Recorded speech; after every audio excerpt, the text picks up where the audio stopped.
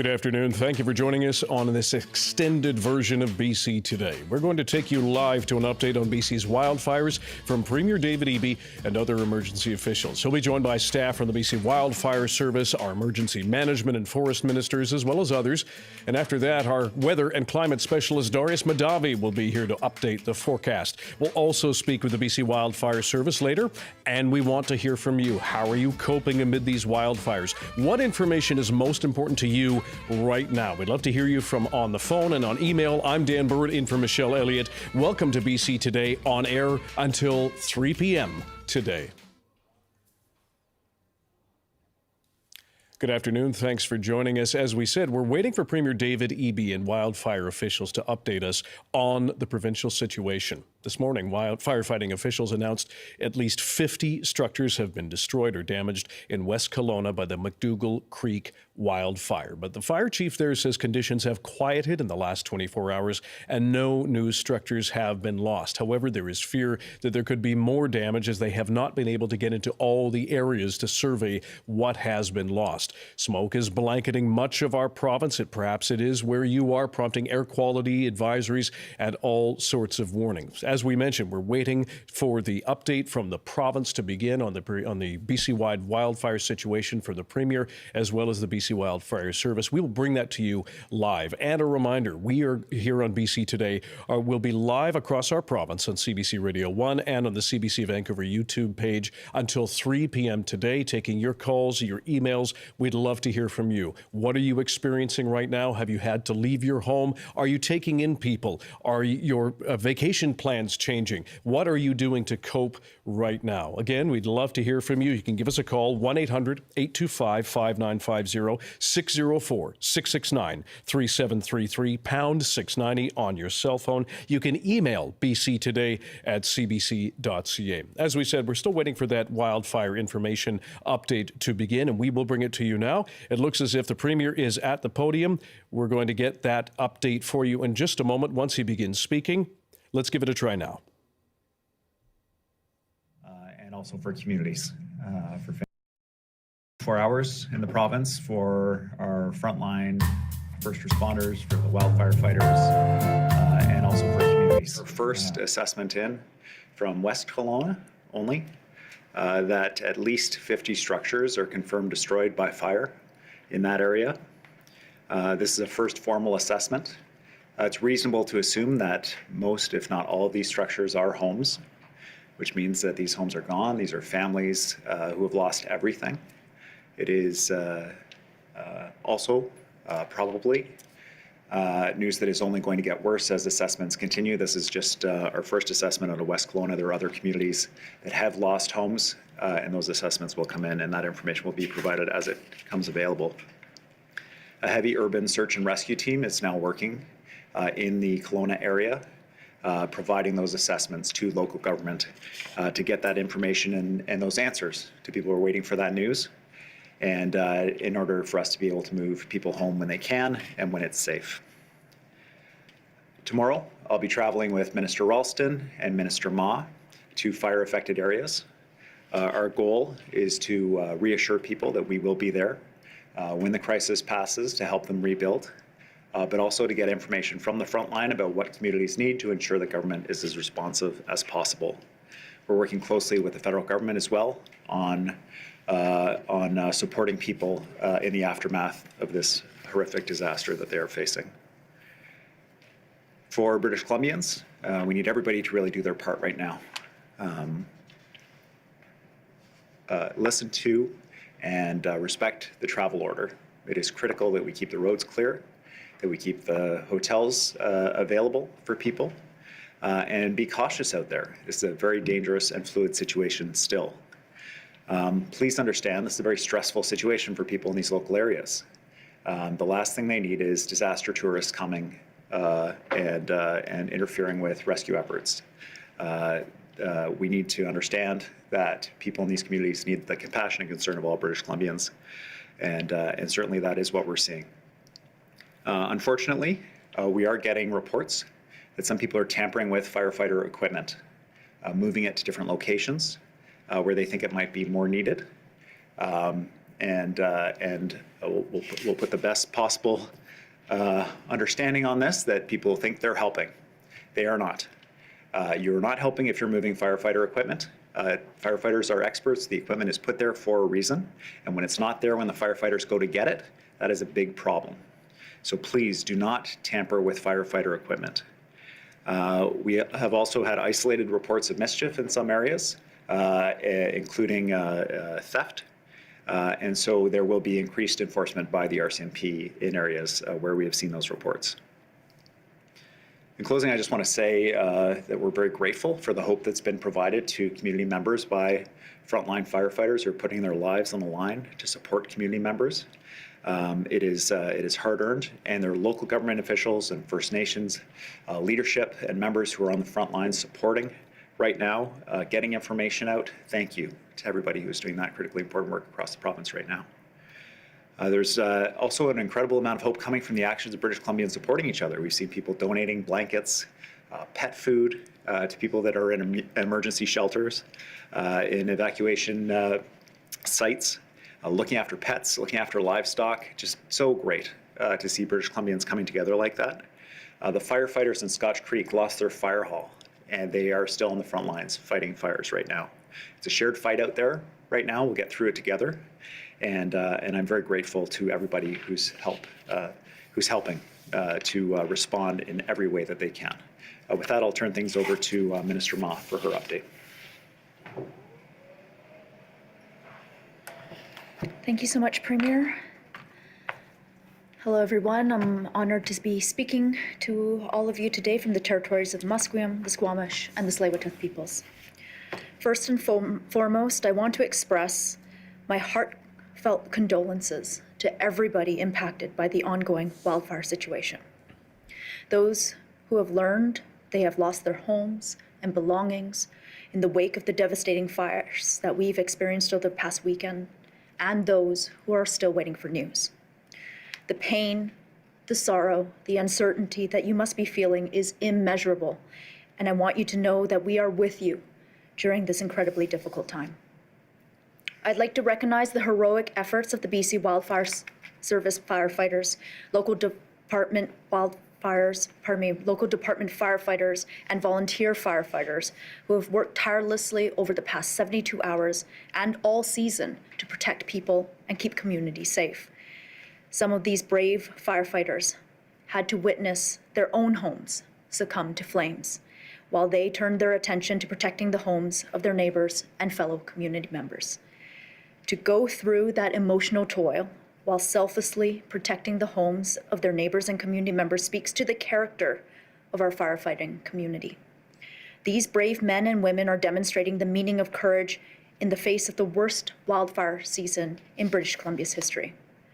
I'd also like to acknowledge our RCMP officers, emergency management personnel, emergency support services personnel and volunteers, healthcare professionals for working throughout the weekend to protect people. Amidst the challenges that we are facing, the spirit of the community throughout British Columbia has been a shining beacon of hope. The stories I've heard of the generosity and compassion provided to support people and families has been inspiring. People have opened their hearts and their homes to their neighbors. Businesses and restaurants have been bending over backwards to support their communities. I know many of the accommodation providers, restaurants, and other businesses have extended their hours to accommodate the needs of the people. People from all walks of life are coming together to care, protect, and support one another. This is a team effort, and it is exactly what we need. Thank you. As of this morning, there are more than 27,000 people under evacuation order and more than 35,000 on evacuation alert. This highlights the scale of the challenge that our emergency management teams and first responders are facing.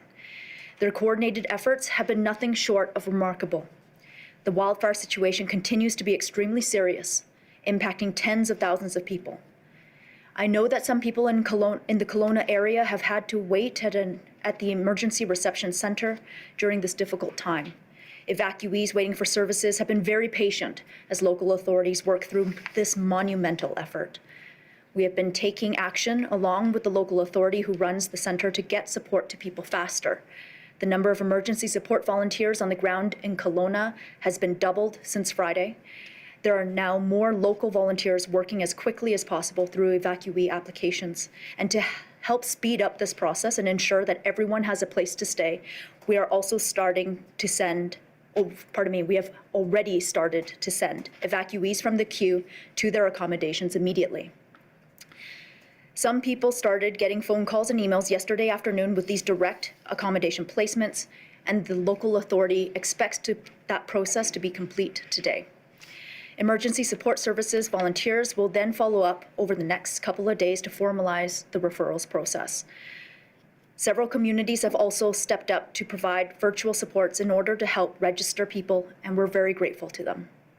When possible, I'm asking everyone in the interior, as well as the southeast and across British Columbia, to please pre-register with emergency support services online at ess.gov.bc.ca. I want to thank people for their patience during this difficult time. Everyone will be taken care of. We hope that the darkest days are behind us, but the situation is still evolving and the dangers we face are still extreme.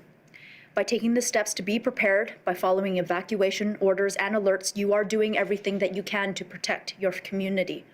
Please continue to be prepared. Have an emergency plan and a grab-and-go kit ready for you, your family, and your pets. Your First Nation or local authority will provide information on evacuation routes and evacuation reception centers where you can access emergency support services. I know that this is said every time that we are up here, but it bears repeating because I cannot stress it enough. If you are under an evacuation order, you must leave immediately. This isn't a suggestion, it is the law. You may think that you are helping yourself or your neighbors by staying behind or supporting individuals who are staying behind with food or supply runs, but you are not. You're making a highly dangerous situation even more dangerous for everyone involved. I want to thank everybody who has been heeding the evacuation orders and leaving in a safe and orderly manner. But for those who are not, heed this call. Leave. Do not stay behind. On Friday, we declared a provincial state of emergency given the severe and fast-changing circumstances that we are in. This declaration gives the province extraordinary powers to keep people, communities, and first responders safe. And on Saturday, we issued an order to restrict travel to a number of communities in the Okanagan for the purposes of staying at short-term accommodation. We need hotel and motel rooms available for people and families that have been forced to evacuate, and for our frontline responders as well. The affected areas of this order include Kelowna, West Kelowna, Kamloops, Oliver, Osoyoos, Penticton, and Vernon. So let me be clear. Temporary accommodation in the areas I have listed is no longer available for non-essential visits. Thank you again to people for heeding our calls to stay away from fire-impacted communities entirely. Your compassion and your quick action has made a huge difference. We continue to ask everyone not to travel to the Okanagan or the Shuswap for tourism or other non-essential purposes. Parts of the Fraser Canyon are also struggling. With that being said, conditions have improved in the southeastern portion of British Columbia, and I know that communities there are looking forward to welcoming tourists. So we are no longer asking people to stay out of the southeast in its entirety, but there is still a need to recreate responsibly. Study the wildfire maps, check Drive BC before you go.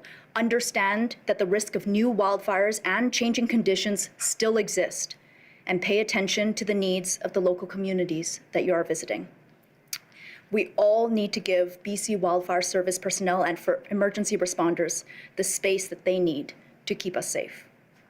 Before I turn it over to Minister Ralston, I'd like to thank the federal government for approving our request for federal assistance to provide additional Canadian Forces assets and other federal resources to assist with evacuation, staging, and other logistical tasks.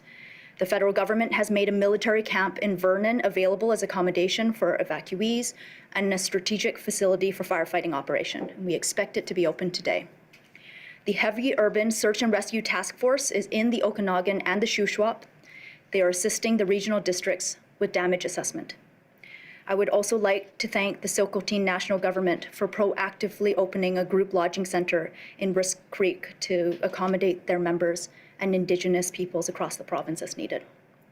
The level of coordination and cooperation we're experiencing across governments, First Nations, and emergency personnel is unprecedented. And I know right now a lot of people have also been asking how they can help. The outpouring of support from food banks, community organizations, and non-governmental organizations has been nothing short of amazing and inspiring. The Canadian Red Cross and United Way, British Columbia, are among several organizations that have joined this effort. Additionally, the BC SPCA is providing emergency boarding for pets of evacuees and has pet food and supplies available for those in need.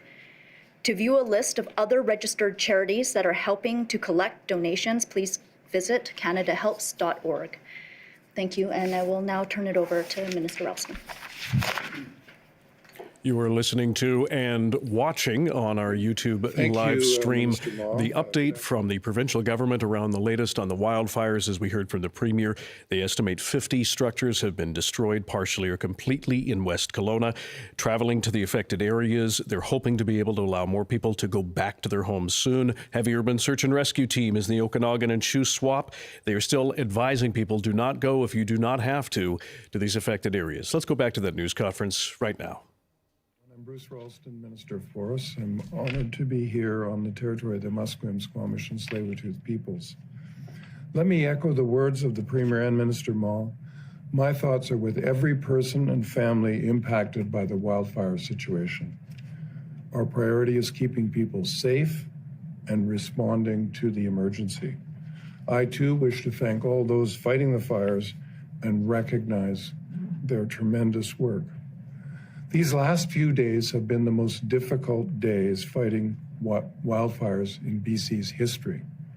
While we have experienced great loss, the homes and communities saved this weekend in the face of grave threats is a testament to the skill and determination of all those working to fight those fires. To have your community, your home under threat of fire is extremely stressful and challenging. That said, we have had reports, and the Premier mentioned this, we've had reports of some members of the public taking or moving fire equipment. This is not acceptable under any circumstances. When someone takes or moves fire equipment, they put their community and their neighbors at risk. Our first responders are literally putting their lives on the line to protect people's homes and livelihoods. They should not have to be concerned about whether their equipment will be there when they need it. I know the overwhelming majority of people are doing their very best to support fire crews. I implore the others to stop, consider the needs of the families, businesses, and communities that they endanger by interfering with the firefighting effort. Again, I know that almost everyone is taking the actions needed to keep our firefighters safe. And I know many thousands of people are making deep sacrifices. Whether you are immediately impacted by an evacuation order or alert, or we're anxiously checking on loved ones in impacted areas. It has been a long, stressful wildfire season for too many, and our hearts are with the people, communities, and First Nations impacted. We are doing everything we can and using every resource available to ensure people in British Columbia are kept safe in communities across British Columbia, in Shuswap, Central and South Okanagan, the Fraser Canyon, the North, the Southeast, and more. I know Cliff and the BC Wildfire Service can speak to how resources are deployed to tactically take on the fire situation. There are currently 386 wildfires burning across BC. 14 of those are fires of note. We continue to have approximately 3,500 personnel directly engaged in wildfire response efforts across the province. They are joined by hundreds of members of municipal fire departments assisting with structural protection and defense. There are now more than 652 structural firefighters deployed in coordination with the BC Wildfire Service right now. This is a record number for joint wildland and structural firefighting response in this province. I'm also pleased to update that on Wednesday this week, 100 additional Mexican firefighters will arrive in BC. And in the days following, 200 South African personnel will arrive to assist in local firefighting efforts. Australia is once again stepping up to support with 18 specialized single resources, such as division supervisors, equipment branch directors, and helicopter coordinators. We are immensely grateful to all our partners who continue to show up when we need them most. I know that the workload is challenging, but I am confident we have exactly the right people in place to manage this response. I'd also like to thank the federal government for making the military camp in Vernon available as accommodation for evacuees and a strategic facility for firefighting operations. Although the road ahead is still immensely challenging, we are fortunate that the weather forecast is more positive for most areas. There's also some rain possible for southern British Columbia in the coming days. Although it won't be the days of solid rain that we really need, it may be enough to allow fire crews to make more headway on the fires. Cooler temperatures, some rain, and less wind in the forecast, we remain hopeful while we continue to prepare for difficult conditions. I'd like to finish with a brief message to everyone on the fire line and everyone involved in this huge effort, from our wildfire crews to the contractors and the municipal firefighters from around BC. I know you are tired. The days have been long. The work is exhausting and demanding, and the fire season isn't even close to being over yet. On behalf of the people of British Columbia, let me say, we support you. We are thankful for the heroic work you're doing, and we continue to be grateful for your unwavering commitment to keeping people safe. Thank you. And now I'll turn it over to Cliff Chapman. Minister Ralston, Premier and Minister Ma. My name is Cliff Chapman. I'm the Director of Provincial Operations for BC Wildfire Service. I'm honored to join you today from the traditional territory of the Tk'emlúps de Secwépemc, where I live and work today out of the Provincial Wildfire Coordination Center in Kamloops, BC. I would also like to extend my empathy and the organization's empathy and understanding of the anxiety and stress that is inherent with fires that are impacting communities. We know that it is stressful. We know that you need information. We're doing everything we can to both get you back into your home as well as provide information about what the fire, what our plan is to attack the fire, as well as what has happened. Today, I'm going to go through a run through like I have on the last couple of availabilities, where I'm going to walk us through with some visual aids, maps to show you what has been transpiring on the fires. But before I do that today, I also just want to thank members of the public, the communities that are impacted, the communities that are supporting those that are impacted. Here at BC Wildfire Service, we are receiving letters, emails, phone calls of appreciation. And I know that's happening locally within our fire camps as well, and even at gas stations when our crews are filling up their trucks. You have no idea how much this means to our organization and the people who are working in it. It is that type of recognition that keeps them going, on their 5th, 6th, and 7th deployments of the year this year, as our fire season started so early and has continued now up until almost the end of August. I encourage everyone to please do that, continue to do that, continue to thank those that you see that are actively engaged in response, actively engaged at your local EOCs. It means the world. I also want to address two pieces that have come up in the last couple of days around some challenges and some questions that are out there within the media, but I think more importantly within the public. Recognizing that fire is extremely stressful, and when we see impacts like we are seeing in West Kelowna, in the Shuswap, in the Fraser Canyon, there's a lot of stress and anxiety about what happened and what are we doing now. And I appreciate these questions, and rest assured we are doing everything we can to try to provide BC with as much information that we have on, one, what happened, and secondly, what we're doing now. I want to address the first part, or the first question here, which is around prioritizing resources for the McDougall fire, and only the McDougall fire. Let me be very clear. We are not only prioritizing the McDougall fire in West Kelowna and Kelowna. We have multiple priority fires across the province, particularly centered in the southern portion of the province, including but not limited to the Adams Lake Complex, Kookapi Creek wildfire, the Bender Complex, which is in and around Lillooet-Lytton, as well as the fires that is in the Ashnola and a couple in the southeast. For clarity, we have 164 people assigned to the McDougall Creek wildfire in Kelowna and West Kelowna. There are 385 people assigned to the Adams Lake Complex. There's over 130 people assigned to Kookapi Creek, and there's over 180 resources assigned to the Bender Complex in the Fraser Canyon. We evaluate daily ground operations and make decisions on moving resources based on where the most potential and significant impact of the fires will be to life and property. That will continue for the rest of the fire season, and we will see numbers go up and down based on what those potential impacts could be. The resources that Minister Ralston referenced coming into BC will be assigned largely to the fires within the Kamloops Fire Centre and the Fraser Canyon, and we will see those numbers of resources tick up from where they are today. The second piece I want to discuss is around an operational tactic that we refer to in wildfire as planned ignitions.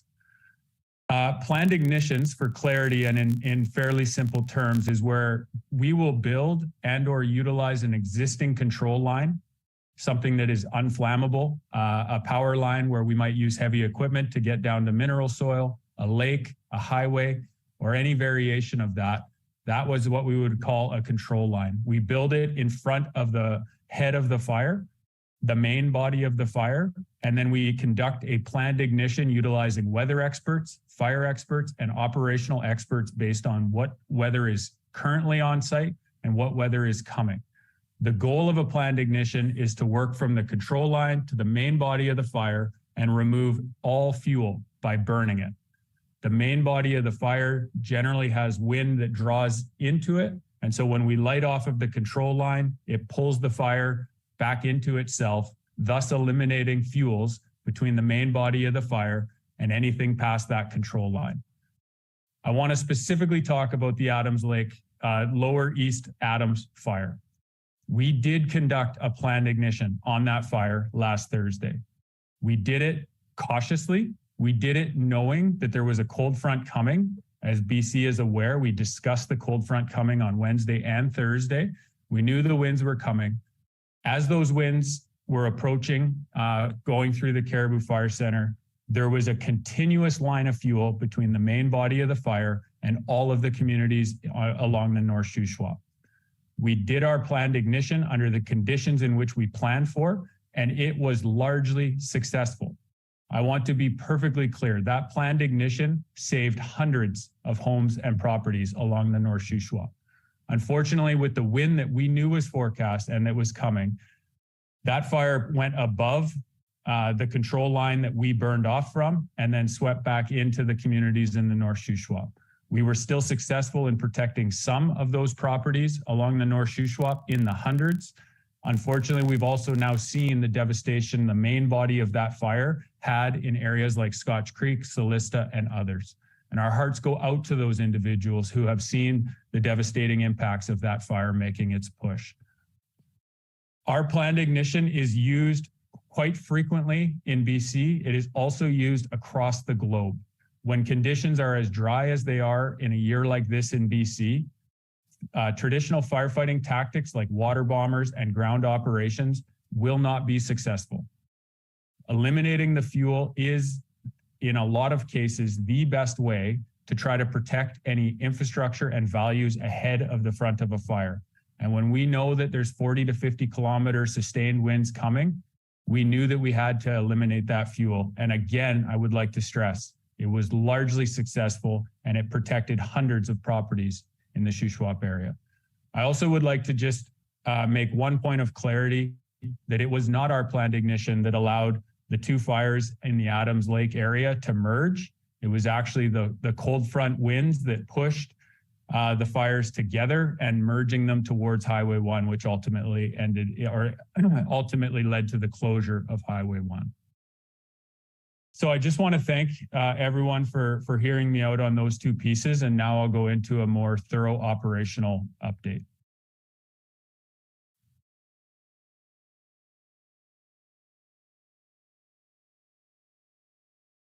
So as we sit today, we do still see some extreme fire behavior being observed throughout the province. Right now, we have not seen extreme fire behavior observed within the McDougall complex, and we have seen actually a drop in fire behavior on the Adams Lake complex as well. Where we continue to see aggressive fire behavior is in the Fraser Canyon, and that's due to the sustained winds of the valley and the valley orientation north to south in that valley. Continue to see a large response presence in that valley, but with it, we're still seeing some aggressive fire behavior. Starting in the Adams Lake complex, again, just for clarity, the dots are somewhat of the growth over the last 72 hours. Anything that's more colored in red was the perimeter of the fire pre-last Thursday's cold front passage. So you can see how much this fire has moved over the course of the last couple of days, mostly on Thursday and Friday last week. You can see that it has crossed Highway 1 and is just sitting in between Chase and Sorrento on that side, as well as you can see where some of the fire growth has been to the north and northeast towards the Shuswap. We are fortunate, and I'm happy to report that with the change in weather conditions, we are able to get heavy equipment out on the ground. We've had the ability to get our ground resources back on the ground. Challenging for us on this fire today and likely tomorrow is going to be smoke impacts. Anyone who lives in the interior in Kamloops knows that we have a heavy blanket of smoke right now, and visibility and Transport Canada regulations. It's going to be touch and go how much we can fly in the next 12 hours, hoping that with a little bit of precipitation potentially coming, that we may see that smoke clear, and it'll allow us to get our aviation fleet back in the air. Moving down to what we're now calling the Grouse Complex, which is West Kelowna, and Lake Country. Very successful operational day on these fires yesterday. As you have likely seen, we were able to recommend making some orders back into alerts. We've also had a lot of success with our ground operations, pushing heavy equipment around these fires and trying to ensure that we can contain them so that no matter what the weather brings in the coming days, that we have the ability to operate off of our containment lines and try to keep these fires in their box and not see any more impacts to communities and infrastructure. On this fire in particular, as well as in the Adams complex, it would be amiss if I didn't thank municipal fire departments, local governments, First Nation governments for really stepping up and partnering with BC Wildfire Service. We cannot do this alone. We need that partnership. We really all have to show up to try to get people home and do it in a safe way. The Bender complex, which I spoke about in the Fraser Canyon, where we are still seeing quite significant fire behavior. On the left is the Downton fire. That fire has seen a bit more growth and has some challenging SPS in Goldbridge, Gun Lake, as well as now starting to see needing additional resources, structure protection resources for the communities up and down the Fraser Canyon, just to be safe. With fires to the north being the Bender complex and fires to the south being Kukipi Creek. Quickly just touch on the Crater Creek fire down by Lower Similkameen Indian Band and Karamias. Some good news on this fire as well. While the fire did push into the United States, we have a strong partnership with the United States. We're working together on that end of the fire, as well as where the fire is situated currently above Karamias and LSIB. We had a fire there 3 years ago, quite a substantial fire. And so the main body of the Crater Creek fire is not able to continue to burn towards the Highway 3. So some successful tactics going on this fire and continue to see a little bit of growth, but nothing significant. Upper Park Real Creek fire, just outside of, going back. So this fire is roughly 1,100 hectares. We did see a little bit of growth in the last 48 hours, nothing substantial, and we are having good success on the ground on this fire with heavy equipment, ground resources, and yesterday we were able to fly aviation assets on it. So roughly 1,100 hectares. We're feeling fairly confident with our operation on this fire, and again, thanks to the strong partnerships that we have in the area.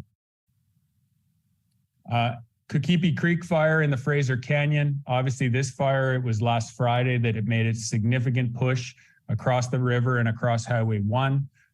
We are still seeing the challenges of the valley orientation coming out of the Nahatlatch, which runs east to west, into the Fraser Canyon that runs north to south. And so you can see this fire has made some push to the north towards Kanaka Bar. We haven't seen a lot of growth to the south, and we have seen some growth over to the east. We do have some operable ground, although it's very steep in this valley. We do have some operable ground to the north and to the south. A little bit more challenging as it gets into the steep draw canyons across Highway 1. But we are making a plan and working with the local communities to ensure that that plan works for everyone in that valley. Just quickly touch on resourcing. As discussed, we have roughly 3,500 people engaged in fire response across the province today. We do have 100 Mexican firefighters arriving on Tuesday, 200 South Africans at the end of the week, and additional single resources. Continue to see a large rotary wing aviation fleet with 128 helicopters, 35 air tankers, and we are starting to see record-breaking numbers in terms of BC Wildfire Service, in terms of structure protection resources, with 288 out in the field. Again, thanking municipal fire departments for their support of this effort in a very challenging fire season. And we have flown just about 800 air tanker missions in 2023. In 2021, which was also a very challenging fire year, for the entire season, we flew 800. So we are likely to break that record here today, as long as the smoke lifts and we're able to fly. So that's the briefing for today. I want to thank you very much. And Premier Eby, I'll allow you to take questions. Great, thanks. Great, thanks, Cliff. Thank you for joining us today. We're going to begin with some questions in the room and then going to questions on the phone line. For those on the phone line, please press *1 to enter the queue. All members of the media will be limited to one question and one follow-up. We'll begin with Ben Leger from CTV News. Go ahead, Ben. Thank you. My question is in regards to the travel ban, a two-parter here. There is some confusion about short-term rentals such as Airbnb. Do they fall under this travel ban as well? And then also bigger picture, this is prime tourist season for the Okanagan. Tourism operators tell us they're doing their part, but they are already looking ahead and wondering if there will be financial compensation for the losses that they may incur, whether that be hotels or tour operators. Okay, thanks for the question. So for Airbnb and people who host on Airbnb, we're really asking them to take the same approach that we're asking commercial hotels to take, which is to have understanding about the fact that we're asking people not to travel to the area, not to be tourists in disaster areas in the province, and to be flexible around refunds. We're calling on the company to be supportive of that, and certainly people who are hosting to be supportive of that. That's our expectation. The formal definition of temporary accommodation in the order does not include Airbnbs, but I think it would be a bit of a stretch to think that you should be traveling to these areas if you have an Airbnb booked. The answer is do not travel. Do not go to those areas. And for those companies and those individuals who are involved with Airbnb, we ask them to be flexible and understanding and support people. In terms of support for the tourism sector, absolutely we'll be supporting the tourism sector. They're facing significant impacts. One of the immediate realities, though, is that the hotel rooms that are coming available is when they become available, they're being snapped up by the province so that we can provide accommodation for firefighters and for people who've been evacuated from their homes. And so the business is shifting from tourists to accommodating frontline responders and families, individuals who are in emergency response centers right now. And so very grateful to the Hotel Association for working with us, hotel owners working with us to be able to ensure that there's a tight link between that accommodation becoming available and moving someone in right away so we can get them out of a gymnasium or a community center or whatever and into at least a hotel room. Okay, thanks. Ben, do you have a follow-up question? I do. In recent years, many British Columbians have come to rely on social media networks to get news articles, to share news articles. Obviously, Facebook, Instagram are no longer allowing Canadian news content to be shared on their platforms. Is the BC government finding it difficult to get its message out to people? Do you have concerns with the ban on Canadian news content on these platforms during this time of immense disaster?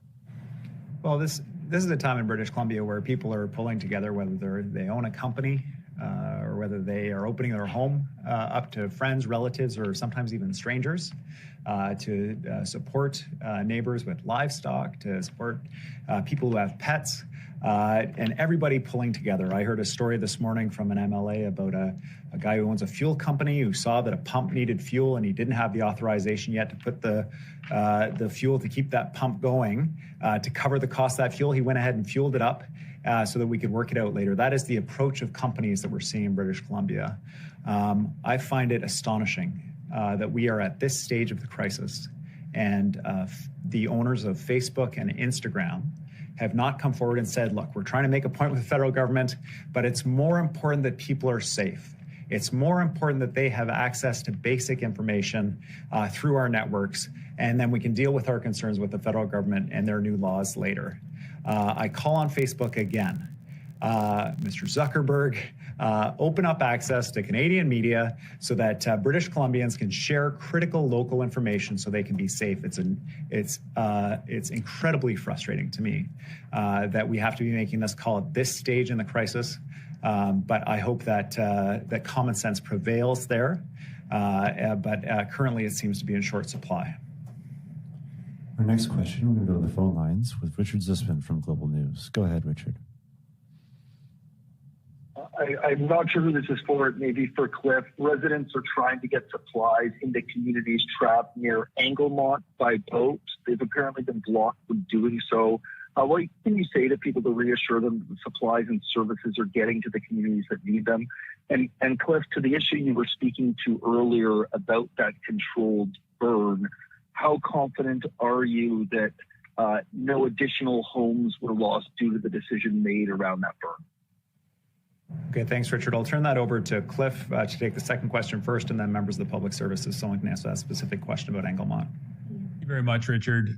It is a really good question, and I guess I would say I am very confident that planned ignition went ahead under the right planning context to remove fuel between the main body of the fire and the communities in the North Shuswap. I am confident it was not our planned ignition that made that fire move into the North Shuswap. The winds were 40 kilometers an hour sustained. We saw that fire make a 22-kilometer run around our planned ignition. I am confident that that planned ignition removed fuel and saved homes. Ian Cunnings from EMCR will be taking the next question. Go ahead, Ian. Great, thank you, Premier. My name is Ian Cunnings. I'm the Senior Director for Response Operations for Emergency Management Climate Readiness. In terms of resupply, EMCR Regional Operations Center out of Kamloops is working closely with local government EOCs. And if there were a need for assistance with that local government EOC, we would then provide that support. So we would just encourage concerned residents to get in touch with their local government for that support. Thank you, Premier. Thanks, Ian. Premier.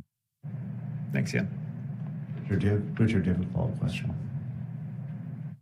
Premier, I know we're in the very early stages here of what comes next for the people of Kelowna and West Kelowna and the entire region, but is there a guarantee from you that this will not take the same amount of time as the people of Lytton have experienced as they are still waiting to get back into their homes? You know, what sort of commitment will there be to be rebuilding here in this community? Well, we'll be working incredibly closely with local authorities. We're already working closely with the federal government to ensure that those families, starting with the news we got today of the 50 structures that we lost in West Kelowna, most of which are likely homes, making sure that people are supported. The bad news is going to continue to come in. Family homes destroyed across the province due to fire. As you heard from Cliff, as you heard from Minister Ma, this is still a very serious and volatile situation. We are not out of the woods yet. And the government at all levels, local government, provincial government, and federal government will be working together to ensure that people are looked after and supported. Our next question is going to come from Rob Shaw from Check News. Go ahead, Rob. Hi there. I know this is a bit of a delicate question, but are we sure that everyone is okay? Is anyone missing? Are we worried that anyone has been killed in any of these fires or can't be accounted for, or how do we know that? This is, Rob, implicit in your question is that this is an incredibly dangerous situation. When Minister Ma says you get an order to evacuate, please evacuate. Certainly do not go into an area that's under an evacuation order. That is the highest level of risk for your own life, for the lives of first responders that are going to try to fight that fire, because all of a sudden they're going in to try to get somebody out that shouldn't be in the area in the first place. That is where the danger to life and safety is the absolute highest. With that, I'm going to turn it over to Cliff to provide any information he can from the front lines about any reports of missing people or anything like that. Cliff? Thank you, Premier. And you're right. It is implicit. It was a very scary situation that occurred last Thursday and last Friday with that type of wind sustained through the night into the darkness, evacuation orders going in, obviously. At this point in time, we have not been made aware of any impacts to humans, but that doesn't mean that we may not in the coming days. Obviously, we continue to focus on trying to protect the structures that are standing, focused in on the response to those fires. And Ian, I'm not sure if there's anything to add from EMCR, but there is nothing that's come across BC Wildfire Services organization in terms of your question. That's correct, Cliff. We have same info, nothing to add. No reports of missing persons into EMCR. Thanks, Premier. Sim. And Rob, do you have a follow-up? Sim. And Rob, do you have a follow-up question? Sure, thanks. I guess back to Cliff on this, you've talked about thanking the communities that have sent municipal fire crews. And I'm just wondering if you could expand a bit on, you mentioned structural protection. Like what can you do with these crews that you couldn't do without them in terms of firefighting? What does it mean to have them there, and how useful is it in terms of actually protecting homes? Thanks, Cliff. I think this is one for you. Really, there is a distinct difference between municipal fire departments and what BC Wildfire Services, both training, experience, and really mandates are to accomplish within BC. And that's why it is so imperative for us to work in true partnership and unified command as we are on the McDougall fire, and working closely as we are in the Adams fire and fires across the province. When we call in municipal fire departments, they support us in our structure protection, which is the deployment of sprinklers, pumps, mass water delivery systems, quite a complex system to try to reduce the relative humidity in and around the community, as well as directly spray water into the fuels so that the fire has less fuel to burn in an ideal situation. The municipal fire departments can also fight the structure fires. So when we see the impacts like we did in West Kelowna, when we see the impacts like we did in the Shuswap, municipal departments are trained in structure defense, and they are able to actually suppress the homes that might be on fire.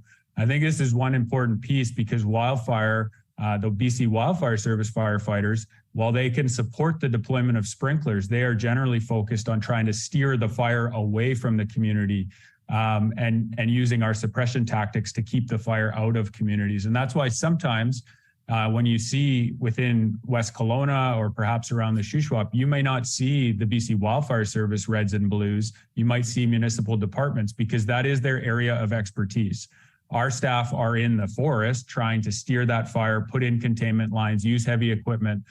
So it really does have to be a partnership, and there is a difference between what the two types of crews can do. Obviously, most effective when we work together, and that's what we're doing right now.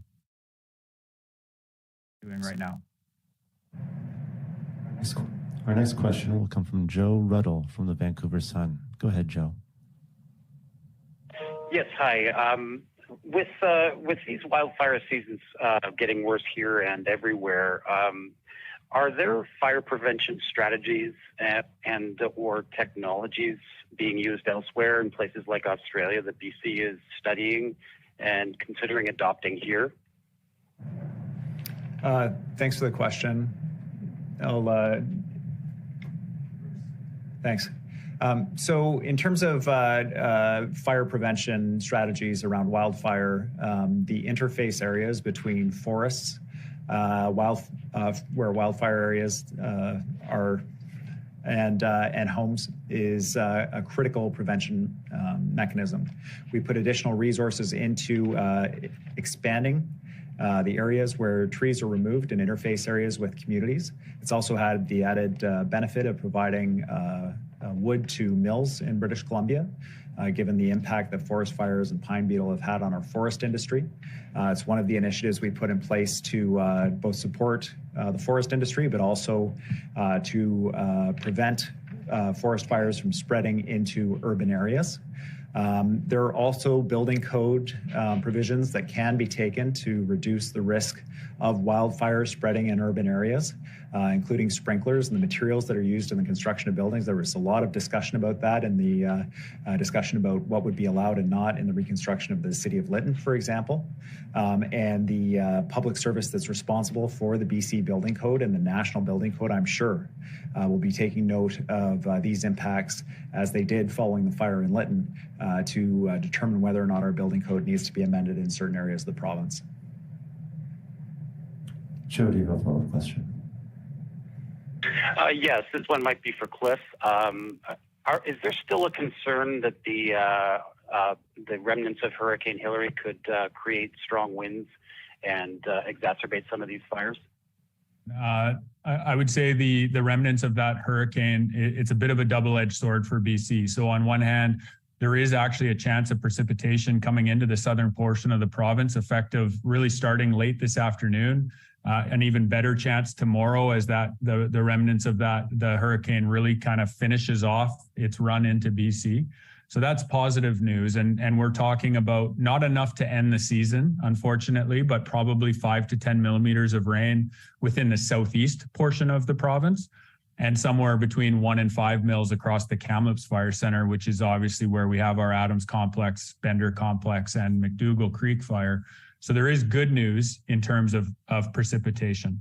The other edge of that sword is exactly what you referenced, which is the winds that may be associated with it. So we are anticipating some winds to come with this thermal air mass that's coming through, but it will not be the same as what we experienced on Thursday and Friday. Couple of different variables to that. We're not in the middle at the end of a heat wave, which is a positive thing. And the winds are not forecasted to be sustained for as long as they were last week. So we may see gusts up to 30 kilometers an hour, but they're really forecast to be generally much more mild than what we saw last week, 10 to 20 kilometers an hour, which is for August firefighting conditions in BC, that's relatively typical. So good news on the rain. We'll continue to monitor the wind as the remnants of that hurricane starts to push into BC. Thank you. You are listening to and watching the latest wildfire update from the provincial government and from BC wildfire officials. To recap for you, 386 wildfires are burning across our province, 25,000 people on evacuation order. It's believed at least 50 structures in and around West Kelowna have been lost. That may be, the number is expected to grow as more inspections are done of areas. And with Hurricane Hilary heading through California, some rain is expected in BC. We'll have more after this news update on CBC.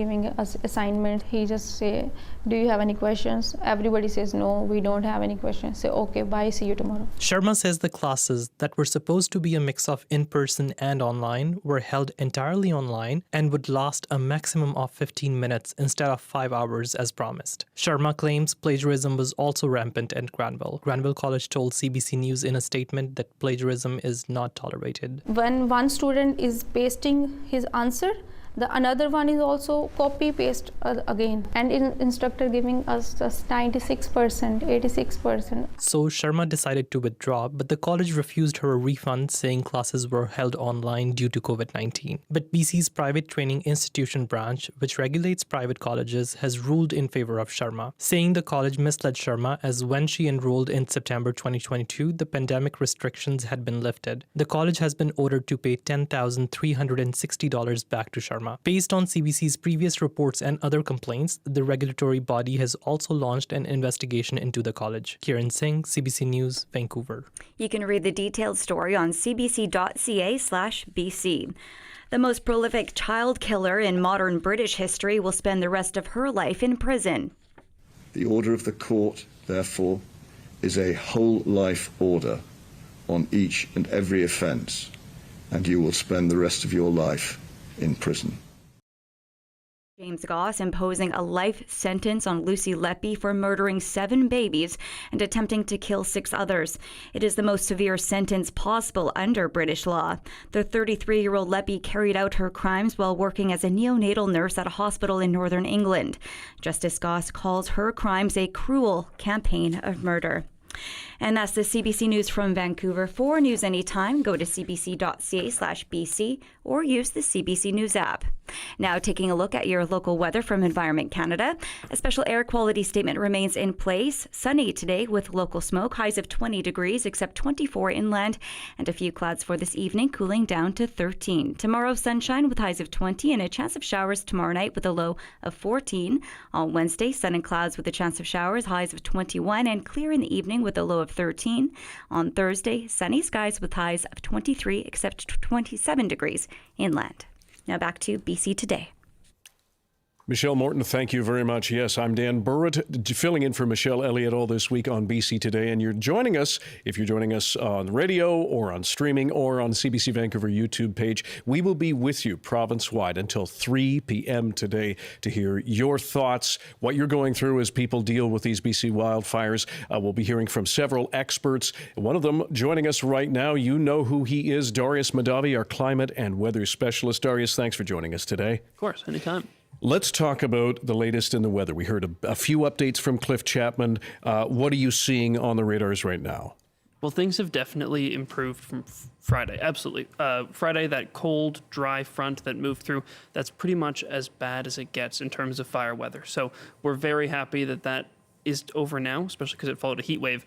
Through the weekend, winds came way down. We still had very low humidity, so the air was still very dry, so not good there. But we do have some moisture moving through the province now, bringing the humidity up in parts of the southern interior. Winds should stay relatively low. We heard at the end of the last hour in that press conference that as some winds move through, we will get some sustained winds, but really much lower than we saw last week, not anywhere near the 40, 50 kilometers sustained. The highest gusts we'll see are probably going to be around 30 kilometers per hour. We don't want to pass that 30 kilometer per hour mark, but having gusts that high is not nearly as bad as having sustained winds at that speed. So definitely looking up. And we have to assume, and I think Cliff Chapman, the head of BC Wildfire Service or for operations, had mentioned, I mean, they're used to working in the wind, so they have to factor that in, don't they? Yes, absolutely. We know that Hurricane Hillary, which hit the coast of the U.S. and Mexico earlier just this weekend, is moving up towards the country, towards Canada, sorry. And as it moves up, it's no longer going to be a named storm by the time it reaches Canada, but we're seeing this big stream of moisture that's going to move through the province, bringing lots of precipitation through the southeast and hopefully some to the southern interior as well. As we heard, we're expecting some in the southern interior. There's still some hope that the models might shift a bit. We'll see that band of consistent rain move a bit further west and hit the southern interior really head on, which would be fantastic. But even if it's just hitting the Kootenays and the Columbias, that's still good news in terms of getting some of those fire resources freed up and in fighting these other fires. Cliff Chapman mentioned between 10 to 20, I believe, millimeters for the southeast, a bit less for the Kamloops area. Yes. I think the idea is that every little bit helps. Are those numbers what you're seeing? Yeah, very similar. So on Monday is tonight, into the late afternoon tonight, is when we're going to see the first bit of rain come through. That'll mostly hit the southeast, maybe a few scattered showers through the Okanagan, through the Thompson. But tomorrow we see another band move through that's a bit more westward, and that's where we could really see the rain come for those other regions where we're seeing these really massive fires in the Kamloops Fire Center. And so on Wednesday, another chance of another band of precipitation coming through, but less so. Tuesday will really be the big one in terms of how far west that band of precipitation moves. I think he said that for the Kamloops Fire Center, they're expecting between 1 and 5 millimeters. If we see that band move further west, which is still possible, we could see even more than that. Before we get to prescribed burns, I'm wondering if any of the modeling that you're seeing, what impact that may have on the air quality advisories, the smoke that has moved in across much of our province, across here on the South Coast, et cetera. Obviously, it's much worse where the fires are and where people have had to be forced from their homes. What about the overall provincial picture when it comes to smoke, though? So this is looking... Okay, so we're having an upper low system move through the province right now. It's right now moving down the coast, and soon it'll be passing over the southern interior. And that's what's going to be sucking in that moisture from Hillary. So that is a good sign. The thing is, as that upper low moves through, it's going to shift the way the winds are blowing. So right now, we have winds that are blowing from east to west, which is not very usual high up in the atmosphere. Usually they blow from west to east. That's pushing a lot of that smoke over the south coast.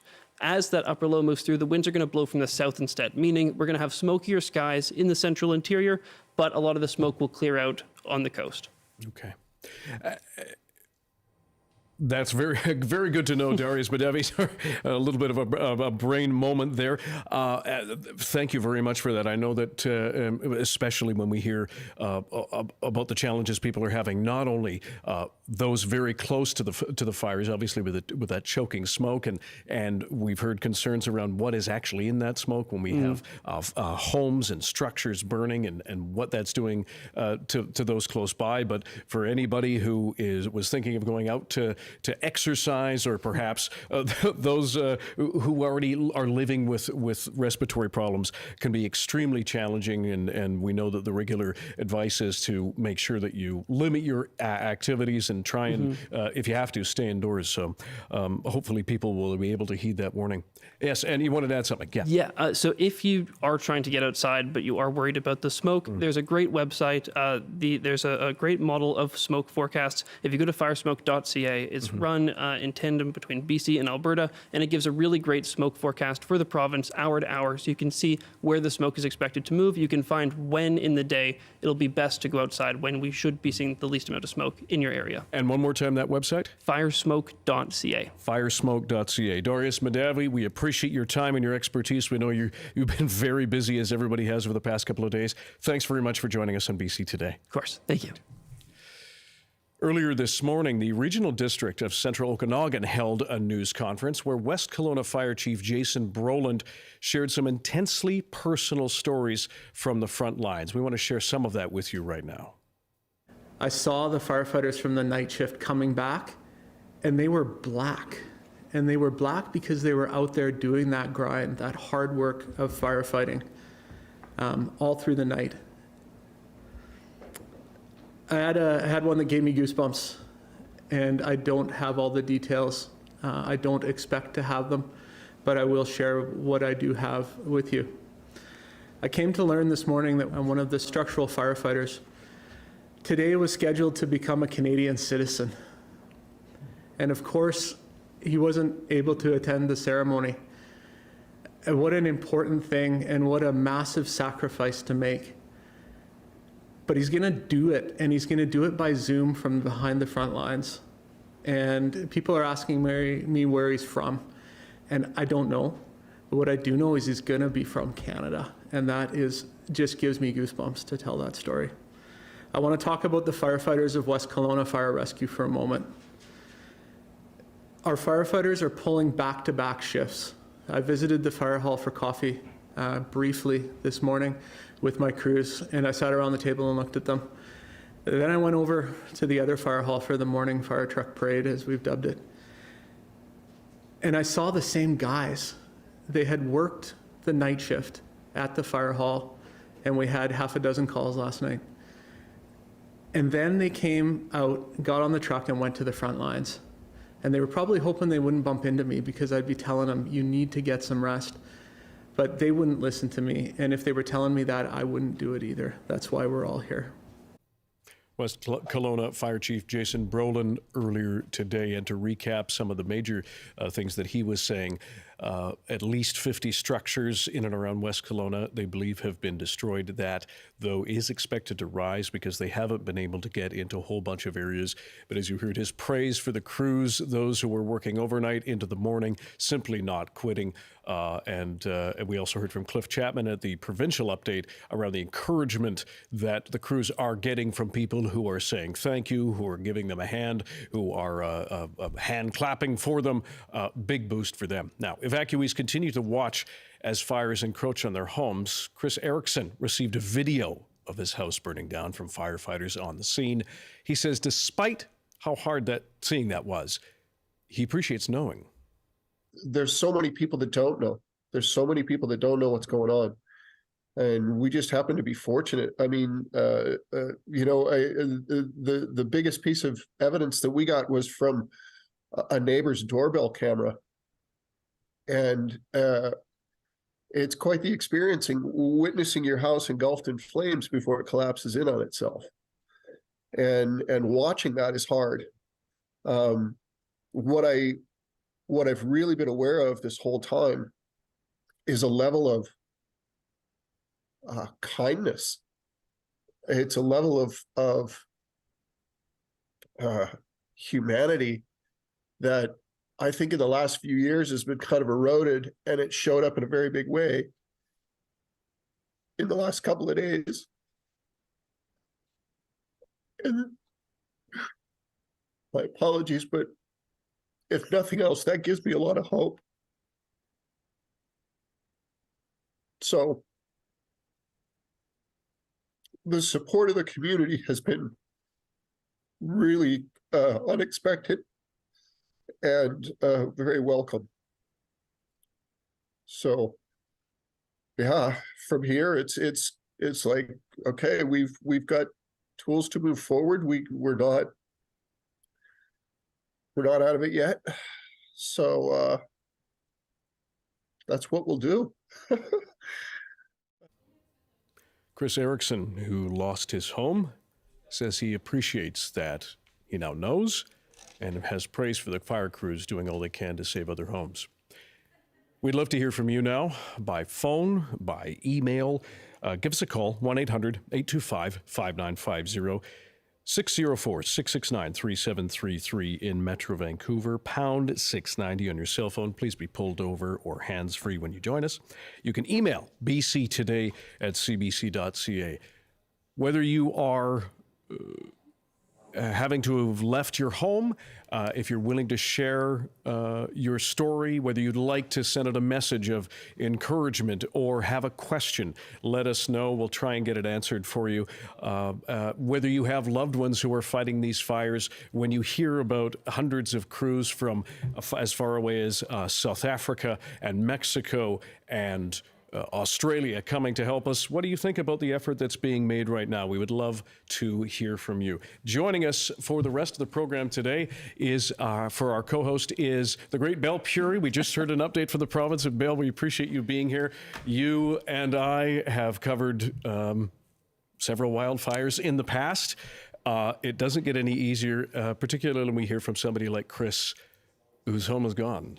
Absolutely. You know, we did this back 20 years ago. We did it in between, the summers that were not as serious as this one and the one from 20 years ago. And the pain and sorrow never changes. So to watch these people, and when they're hearing today that 50 structures, probably mostly homes, have been lost in West Kelowna, and we know that's just the beginning. Those numbers are bound to go up. And the other thing that really has struck me is when we hear about our first responders and the ones who are from that region. So they've had to leave their own homes, evacuate their neighborhoods and go to help other people, having no idea what might be waiting for them when they go back.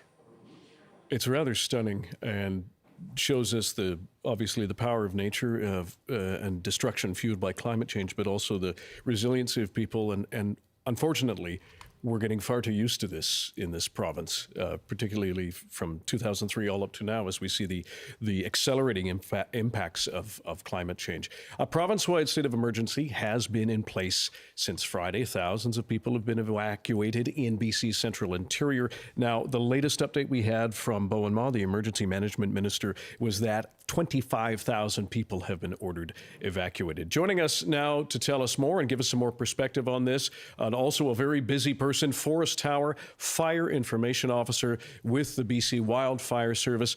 Forrest, thank you for finding some time for us today. Give us a sense of what's your reaction to what you just heard at the news conference today and sort of the overall picture. Yeah, it's a very serious situation that we're in right now, particularly in the central interior. And, I know that there's a lot of focus on West Kelowna and what's happening there currently. There's a lot of serious critical need right now for focus on the Shuswap area as well. And there's been a devastating fire impact in that area. We had two fires merged together a couple of days ago. So the Bush Creek East wildfire and the Lower East Adams Lake wildfire, fanned by some 50 to 70 kilometer-an-hour winds at times, based on that cold front moving down that the BC Wildfire Service was discussing in the lead up to the 18th. It has now expanded to, at this time, the Bush Creek East wildfire overran the Lower East Adams Lake wildfire, and it's all one fire now. So it's 41,000 hectares in size, burning south of Highway 1, along the Shuswap Lake, above Little Shuswap. So there's a lot of concentrated effort going into a lot of areas right now on that particular fire. There's been some devastating impacts to communities there, and us at the BC Wildfire Service, as well as all other response agencies, there's multiple local governments. So Columbia Shuswap Regional District, a heavy presence there from them, as well as the RCMP. All other numerous partners, First Nations, are all working together at this point, with community members that have chosen to stay in that evacuation order areas to, work towards the same goal. But it is a very challenging time right now. We're just through sort of the post-wildfire effects of fire moving through community and still burning actively in and around communities there. There's still active fire, along most of the perimeter, especially down south of Highway 1, in the Little Shuswap area, in the Solista area along Shuswap Lake. So there's a lot happening there. We have other serious incidents in the province right now in the central interior, south in the Fraser Valley area, prompting highway closures there. So we have a lot of very significant and interface fire, so fire that is interacting in the wildland-urban interface, where there's properties and structures meeting adjacent to timbered area, so where there's areas of wildland fire can get into a structured or an area of dense structures. So there's a lot happening right now, and I think we've heard that on the provincial media availabilities that the Premier and Minister Ma and Cliff Chapman, our Director of Operations, have been discussing sort of the severity of the situation that we're in right now. We're also really challenged in a number of areas in our aerial operations right now, and I think that's something important to talk about is we aren't able to fly safely and per Canadian regulations if we don't have a number of considerations, and primarily that's visibility. And so for our helicopter operations to be able to fly, we need a 1 mile range of visibility. That's determined by pilots. Most times these are private helicopters that we contract to the BC Wildfire Service. So, they'll have their pilots that are usually pretty experienced in wildland firefighting, utilizing helicopters. as well as our fixed wing arsenal. So we have our water bombers and skimmers and air tankers. Those need a 3-mile nautical visibility. And unless we have that, it's very unsafe, for multiple aircraft to be in the air, potentially with collisions, as well as on the ground. If we're flying very low to the ground and working in close coordination with our ground crews that are working on the ground, it's very unsafe with smokiness. And so since we've, particularly in the Adams Lake and Shuswap Lake area, since the 18th, when we've had that expansive fire growth, a lot of that smoke has stayed in the area. And so it's really challenged our aerial response. And I know that's the same for other fires in the central interior as well. So it's a very challenging situation and a very serious situation right now. But it's all hands on deck from the BC Wildfire Service and from the various numerous different levels of partners that we have that are supporting us and us supporting them. And then again, I will mention again, there's a large amount of community response. And when done safely and in a coordinated effort, that is, an effective method. We're obviously going to encourage people to leave if there's an evacuation order. We'll never encourage anyone to stay, but the reality is people do, and every adult that can make that sound decision, if they're of sound mind, they're able to do that, and we will work with people. Some of the other challenges we're having right now is theft of property in the Shuswap Lake area in the Bush Creek East fire. And we're not saying or really pointing any fingers that this is community members that have stayed behind. If that's the case, we're really just asking people to try and work with us. But more, this is a case of people that may not be involved or part of that community, potentially accessing areas. So we've really had to work with the CSRD and other local governments to increase the amount of security there from the RCMP, really just to keep an order in that place while we have active firefighting happening. So there's a lot of moving pieces and a lot of challenges that are not directly related to wildfires. Once fires get this big and kind of are burning everywhere in the interior, it's really challenging for a coordinated effort, but I can only speak on behalf of myself and BC Wildfire, but I know all of our other partners are doing everything they can, both to mitigate future impacts, but also to get people back into their property, into their homes, if that's a possibility, as soon as possible. I know it's stressful. I know that it's probably, potentially the worst time in anyone's life at the moment. And I would just ask for patience and ask for kindness, both from yourself, with others around you, with first responders. There's many that maybe haven't slept a lot since August 18th on the fires that I'm on. And they're doing everything they can to protect communities. So, in summary, we're in a really serious situation, but as always in BC, when we do get in these situations in the summer, we band together, we work together, and that's the only way we're going to get through the rest of summer. And it's honestly probably a long road ahead into fall with drought conditions and how active fires are behaving right now. And Forrest, it's all about obviously getting information to people who are there as well. And there are a lot of bits of information circulating. How does the BC Wildfire Service combat misinformation?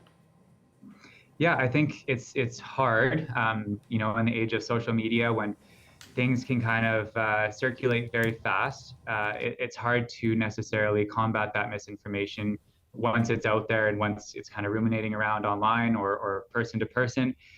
So I have a few suggestions. I think number one, just going to primary sources of information first.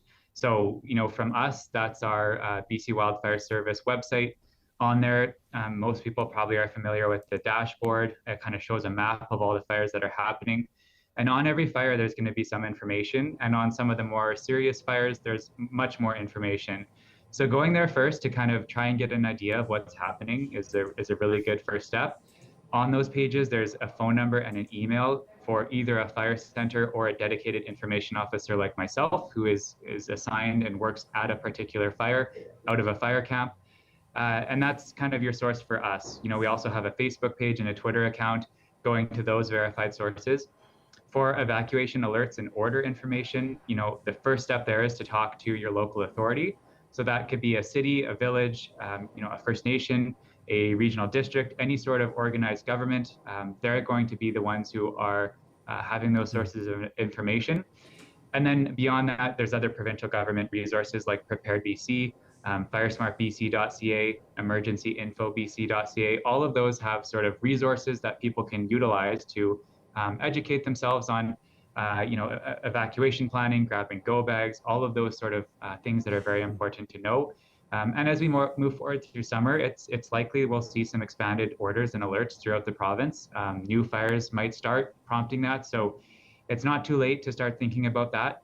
We're still kind of in our core fire months in terms of being in August. So that's my first recommendation, is really going to the source. And if you're hearing something that you're not sure if it's true or maybe just doesn't make sense to you, really, I encourage you to call the fire center, call someone like myself. We're here to serve people and to give information. I'm very candid when I talk to people, and in anything I know, I'll share with people. There's no secrets here.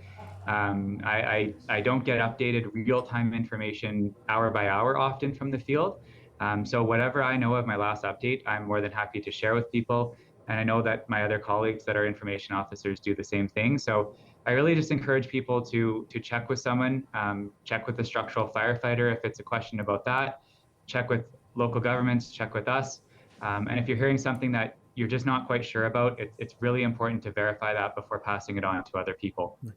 We're speaking with Forrest Tower, the Fire Information Officer with the BC Wildfire Service, one of several who are very busy these days. We're going to get back to him in just a few moments. We still would love to hear from you, whether you've been affected by wildfires, know someone who is, if you're fighting them, wherever you are in this great big province of ours. Let us know. Give us a call, 1-800-825-5950, 604-669-3733. You can email us, bctoday@cbc.ca, and give us a call, pound 690 on your cell phone. Please be hands-free or pulled over when you do that.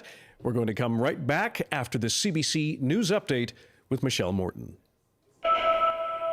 Good afternoon. Here are the headlines from the CBC Vancouver newsroom. In Kelowna and West Kelowna, crews are making progress on the McDougall Creek wildfire thanks to favorable conditions. However, the extent of the damage done to structures won't be known until smoke clears. The fire is still out of control, but the wind has died down, making it easier to put out hotspots and dig fire guards.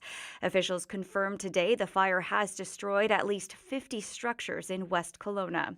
The wildfire situation in the Shuswap remains critical, with 4,000 properties on evacuation order. 2 major fires combined near Adams Lake over the weekend. Stolen gear is complicating firefighting efforts in the region. BC Wildfire says hoses, sprinklers, pumps, and even an ATV have gone missing from high-priority zones. It's believed locals are using the equipment for their own properties. And an air quality advisory for Metro Vancouver remains in place due to wildfire smoke. The Metro Vancouver Regional District says people should postpone or reduce outdoor physical activity, particularly if they have underlying conditions related to breathing. The district says smoke concentrations may vary widely across the region as winds, temperatures, and wildfire behavior change. Now, a look at the local forecast. A special air quality statement remains in place. Sunny today with highs of 20 degrees, except 24 inland, and a few clouds for this evening with a low of 13. Tomorrow, sunny and hazy with highs of 20. Now back to BC Today with Dan Burritt and Belle Puri. Thanks very much, Michelle. You are listening to BC Today, an extended version. We will be with you here until 3 p.m. all across the CBC radio network here in BC, as well as those of you watching us on the CBC Vancouver YouTube page. Thanks very much. In for Michelle Elliott this week, I'm Dan Burritt, also joined by Belle Puri, interviewing Forrest Tower with the BC Wildfire Service. Forrest, we were talking before the news break about equipment that's been, we've heard, stolen. So I have a few questions about that. Let's talk a little bit about, first of all, what is it that's going missing? Yeah, so I think important to clarify, this is sort of a recent occurrence. It's not something we've been experiencing on these fires. We've been working on these fires since early July when they started. Really, we're seeing kind of in the aftermath of the really explosive growth of the Bush Creek East fire, which has now kind of merged with the other fire. It's now one. A lot of chaos ensuing after that in terms of we had a lot of structure protection equipment set up before that, in advance of that cold front affecting that fire. And we also additionally have put up more. So it's really kind of the August 19th, 20th, yesterday, where we're experiencing this problem. So it is, everything from pumps to lengths of hoses to sprinklers. As mentioned, an ATV has been taken, and the word stolen, we don't know where it is, and we can't find it set up on anywhere else. So assuming that that does mean that it's stolen, there's probably a wide scale of what's happening here. Opportunists can get into these order areas kind of before things are more secure, as again, we're talking about a situation where there was an active, extremely aggressive fire behavior. Things were happening, active firefighting, both wildland firefighting and structural firefighting, crews having to pull back before going back in once it was safe. So there's a lot of time here where things can happen. And critically, in one of the bridges, that's the Scotch Creek Bridge, the one way in, one way out, single lane wooden bridge, very important for us to protect. It cuts off road access, easy road access if that bridge is compromised. And we've had gear taken off of that 3 times. We've had to reset it up numerous times. And every single time there's a risk that something does happen with that bridge as those sprinklers are not able to operate. So really, at the end, does it matter if they're stolen or moved somewhere else? The impact to us is more that we have structure protection plans. We rely on the expertise of structural firefighters that work with us under our structure protection branch that are deciding where that equipment goes. And if it's not there when we expect it to be or come to turn it on, that can have huge consequences down the line of having to go and find different gear, set up new gear. It's taking firefighters away from actively firefighting to now reset that gear up, because in some places it has to be set up, like a bridge, for example. So that it is really critically impacting. And I think also important, again, it's now to the point where it's beyond just stolen or misappropriated or borrowed moved equipment. Yeah, borrowed, whatever word we want to use here. We're getting to the point now where the RCMP has had to be involved in multiple active high-speed chases through border areas. I've seen, video, I think that's even been shared on potentially CBC or other broadcasts about kind of people blowing past barricades. And I very much understand of all people. I mean, I guess the next level is if I was there myself. I'm not there. I'm really empathetic to the situation. I'm not personally affected by this happening. And so I'm definitely removed from the situation. But I do have to talk to people that are directly there, working every day. It's my job. My phone number is very available. And I do talk to people, and I understand how stressful this is. I talk to people trying to get fuel in, talking to get, they want to go and firefight themselves. So I really, really do. I can appreciate the efforts of people from outside those order areas. And for the vast majority of those people that have either stayed behind or are trying to get in, there are good intentions. But it really does make a situation very hard to have safety for our staff, as well as the rest of everyone there that is trying to have a collaborative effort when the RCMP is having to do high-speed chases through an evacuation order area. And again, we're not talking about an order from something that's done. There are still active fires being fought in this area, both wildland fire and structure fire. It's still a full-on response mode in this area. We're focusing on the North Shuswap area, but we can expand that to the entire Bush Creek East fire that is south of Highway 1. It's a large area that it encompasses now. We're having, like I said, SPU gear removed from bridges. We're having garbage, thrown at fire trucks as they're trying to work in that area. Wow. It's seriously? Yeah. It's to the point, where it's really impacting operations, some of the stuff that's happening there. And I really do want to stress that I do understand, because I talk to people. It is not the vast majority of those communities there that have stayed behind and are working. I understand why they're there. Again, not going to encourage it. We want people to leave, but the reality is there are people there. We will work collaboratively with people. This is not an uncommon occurrence where there's people still in an evacuation order area. We have people on the other fire in our complex, the Rossmore Lake fire. There's a really strong presence from the Knutsford community that's working really well with us. We've been engaged on that fire since July 25th in terms of my incident management team. And we've signed people up from that community. They're working with us. They're being paid. They're emergency firefighters. And that, I mean, really great kudos to that community. They've done a lot in terms of preparation for something like this, recognizing that, you know, the fact is that we're at a point in wildfires where there might not be enough provincial resources to action every single fire as they start in an extreme fire load. And we understand that, and we will utilize local resources whenever possible. But the number one thing that has to be covered here is safety. So there is a minimum requirement for some basic firefighting courses. We have to have a basic level of safety, but it's not a high bar, honestly, in terms of getting, it's 2 courses you need to do, and we can employ you as an emergency firefighter.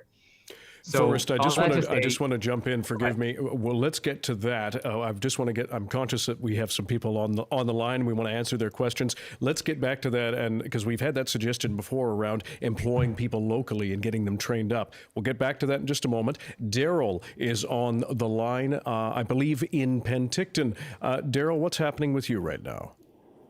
So I'm with the Animal Lifeline Emergency Response Team, Alert, and we are evacuating and taking care of hundreds of animals. When you say hundreds of animals, how many are we talking?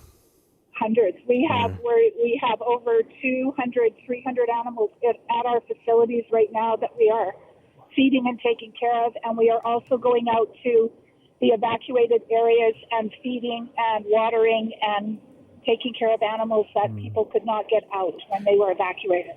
And what sort of animals are they, Daryl? We are talking about dogs, cats, hamsters, goats, horses, sheep, chickens. Last night I transported 17 chickens from West Kelowna to Osoyoos to be taken care of at midnight last night. We've heard it before, and it needs to be emphasized again. I think we obviously know the devastating impact of these fires that are on people, but it certainly has been reminded to us in the past number of days, if not years, about the devastating impact these wildfires have on livestock, animals, wild animals, the ecology of it. And you're seeing it firsthand, aren't you? Yes, we are. There's a lot of people couldn't get in when they were evacuated to get their animals out, and so we're going in and getting them out for them or leaving them where they are and feeding them. A lot of people, were able to contact us, so we're able to evacuate their animals. But yeah, the devastation is pretty big, and people, animals are family. We have to realize that people's pets are their family, and we have to treat them like they are their family members. So we have to be cognizant that if people can't evacuate their animals, it's really hard to get people to evacuate. Yeah, many of them stay. They'll refuse to leave. Do you have enough space to move them around? We are all volunteers. Our organization is 100% volunteer, and we just have our volunteers that are going back and forth into all of the areas and moving them and transporting them and doing what we need to do, putting them at some of our facilities, putting cats and dogs in foster care, and then, like I said, going into people's homes. I'm on my way now to go feed some fish and chameleon. It really is everything from the indoor to the outdoor animals. Daryl, for somebody who may want to either make a donation, volunteer, get involved, help you out, how can they do that? They can go onto our website at alertcanada.org, or we have a Facebook page, Animal Lifeline Emergency Response Team, and they can go on there and make a donation. We take volunteers because of the training that they need, but if they want to think about volunteering in the future, we'd be happy to train them up and use them next go round. Daryl, just to clarify, and we really appreciate your call, what is your most urgent need right now? Our most urgent need is actually money, because we are purchasing a ton of food. It costs a lot of money to feed animals, especially 200-300 animals with hay and all the food that they need. We also need gas for our volunteers to go out and be able to feed the animals. So cash donations are best, but we could also use crates. We could use animal crates. We have given out over 200 crates to people who needed them during their evacuation, and so any kind of animal carriers, dogs and cat carriers, would be greatly appreciated. Daryl, we really appreciate your time, and obviously there are many pet parents and livestock owners who are counting on you in a very big way. Well done. Thank you for stepping up. Well, thanks everyone for everyone's work. It just takes everyone's time to get through this, and I wish everybody the best. Cheers, Daryl. Thanks for calling. Daryl from Animal Lifeline Response. Just one example of, how people do have to come together. I know that there are efforts in Kelowna with the food bank, and I think they have 800 boxes that have been put together, which will be ready for donation in the next few hours or tomorrow for sure. So certainly, people worry about their own homes and their own situation, but also have to be there to be able to help others as well. So you're listening to BC Today. We're talking about the wildfire situation across British Columbia and talking to Forest Tower with the BC Wildfire Service. We've been talking, Forest, about how people get through this, but also about how first responders get through this. What's the impact that firefighters feel in terms of being out there and the time that they're spending? I think there is a wide range of impact. I think first and foremost being this has been a really long wildfire season so far. We've been going since May. Typically in BC, we'll have July and August are usually busy. We'll have like a heavy sustained action fires start to build up in July. In terms of lightning is our most, or in July lightning usually starts the most amount of fires, and then they kind of build and increase in intensity and size. And in August, we'll have a few what we would have called sustained action fires. So fires like we're experiencing now, where it takes months, many weeks to get to a being held status. And so we're well into several months of back-to-back deployments for our wildland firefighting crews, ourselves as incident management teams. Typically we'd have maybe 2 to 3 deployments. We work on 14-day deployments, and then we have some days off and we'll go out again. This is my 5th deployment. I'm likely to have, at least one more, if not 2 after this. Last year, we were working well into October in the Peace area of BC, working to extinguish some fires there. That we actually weren't able to extinguish completely before winter. They burned all winter, and they were still burning this spring based on drought conditions and lack of precipitation. So, we're highly cognizant of cumulative fatigue as an organization, and it's not just us. Anytime a wildfire is there, we're here as wildland firefighters, but there is search and rescue members that are involved in giving orders and alert notices out. There's RCMP as well actively involved in that. There's always a local government that has set up an emergency operations center. So their staff are working long hours. So it's a big collective effort this summer. And I think that's one piece about just that fatigue. Everyone's tired, and there's not a lot of space to be tired when you're still in that, critical situation of saving people's lives, property, and then we can work our way down the list of emergency response goals. So there's that piece. I think one thing I would like to also, highlight is we do get a lot of negative feedback every year from the public, and I can understand that. It's so stressful and anxiety-inducing, beyond anxiety-inducing, fear that is there, the unknowns. I can appreciate kind of what you were running before about people wanting to know the status of their house. Do they have anything to go back to? And there is a void of information, and it's a void oftentimes to me too. And my title is information officer. There's a lot of stuff that happens in the immediate aftermath of fire growth where there's tons of work happening on the ground, and people are using their skills and training that they've developed during their career to ensure the right things are happening. And it just might not always make it back up until there's time and space for people to just stop actively doing things, with their hands, actively firefighting in order to make the phone calls, send a text. A lot of our communications is over radio. So there is good communications on the ground, and people are organized and safe there. It's important to realize it does take time for that information flow to come up to us at the incident management team level, so that we can share. And we share immediately once we're given updates from people. And so to bring it back to kind of impacts, a lot of our organization is still primarily, university age students for the bulk of our wildland firefighting component. We have a lot of individuals who have been around for a while, but a lot of our crews, initial attack crews, unit crews, they are, in it for, a lot of people stay around, but a lot of people do just, pay for university, and it's a career just like tree planting in BC. We have a very robust history of wildland firefighting in BC. And when they go back to their tent that they've been sleeping in since May, away from family, away from friends, I think it's really disheartening when all they hear is that the messaging is that they've abandoned people.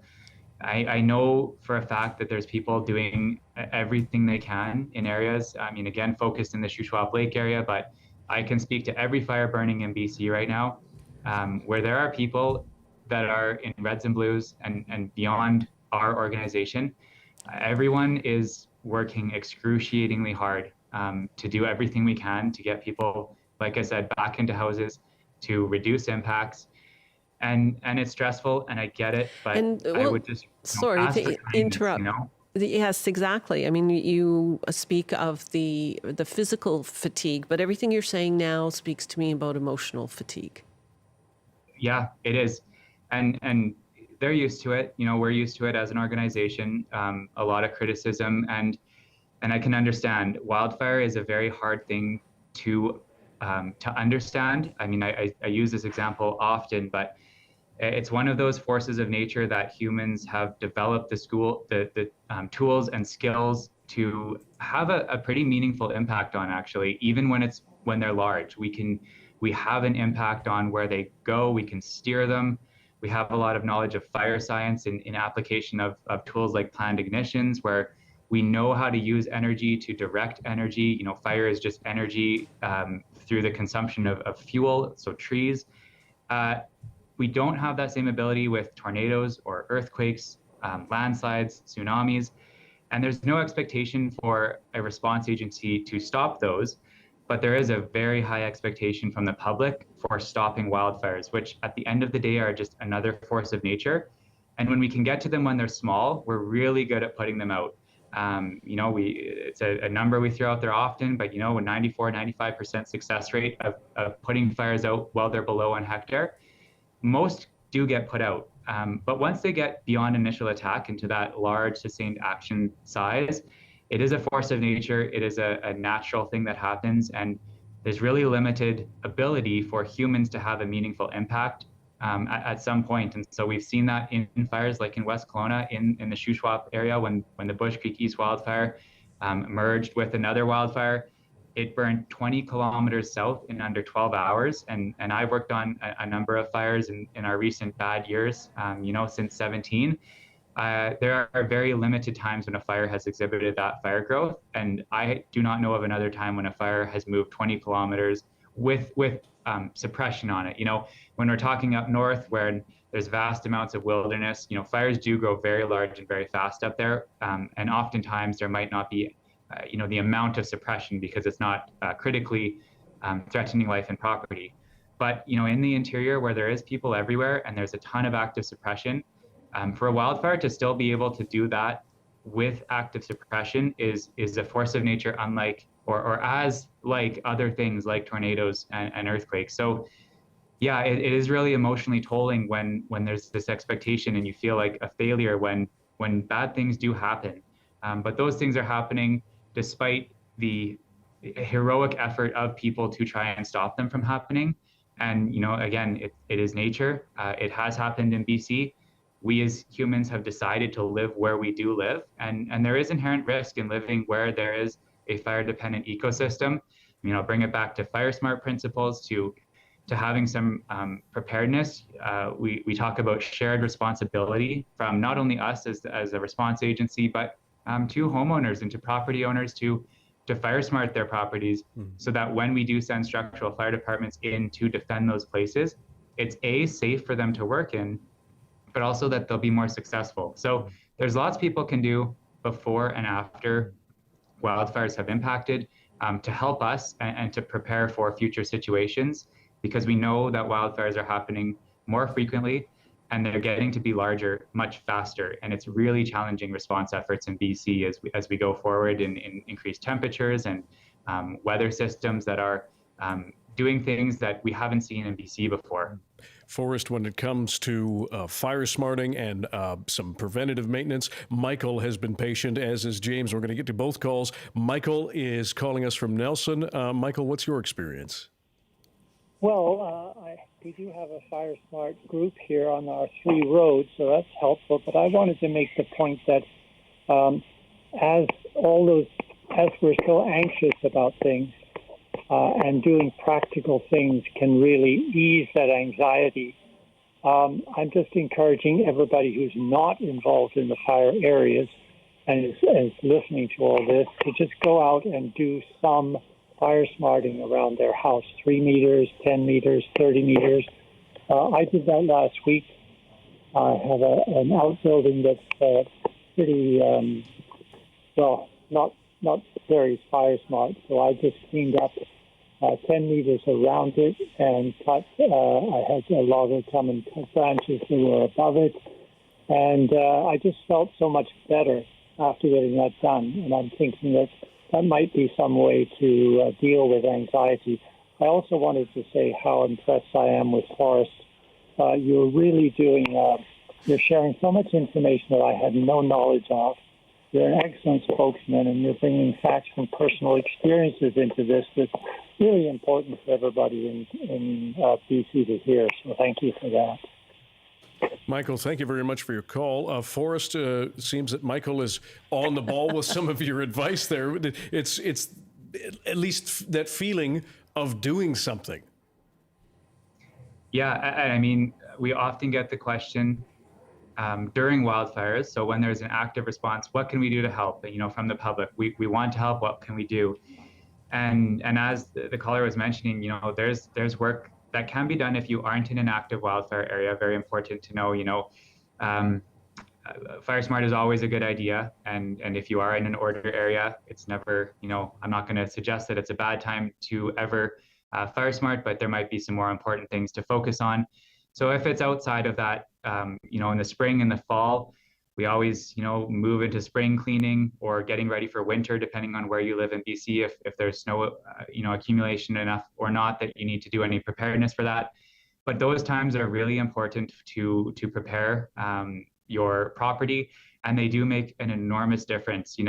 We often talk about some things that people might think are silly or not meaningful. Like we really talk about cleaning your gutters out, making sure there's not dead and dry debris in your gutters, having a lawn that is mowed and green. I mean, again, challenges there this summer for sure in the drought conditions that we have and water restrictions. So very cognizant that there are some big challenges to some of these recommendations that we have. And that's a much larger discussion there. But sticking to Fire Smart, at least, sure. It does make a huge difference when we send our structure protection forces out there, and is the biggest thing that we can get in terms of help from the public is to just Fire Smart properties and take one step next above that and have an evacuation plan for yourself, have grab and go bags ready, or at least know what you're going to put in them. Just those simple things alone make an enormous difference Absolutely. when it's a moment of crisis. Absolutely. All very good tips. Now, James has been waiting patiently on the phone line. James is in Spence's Bridge. Good afternoon to you.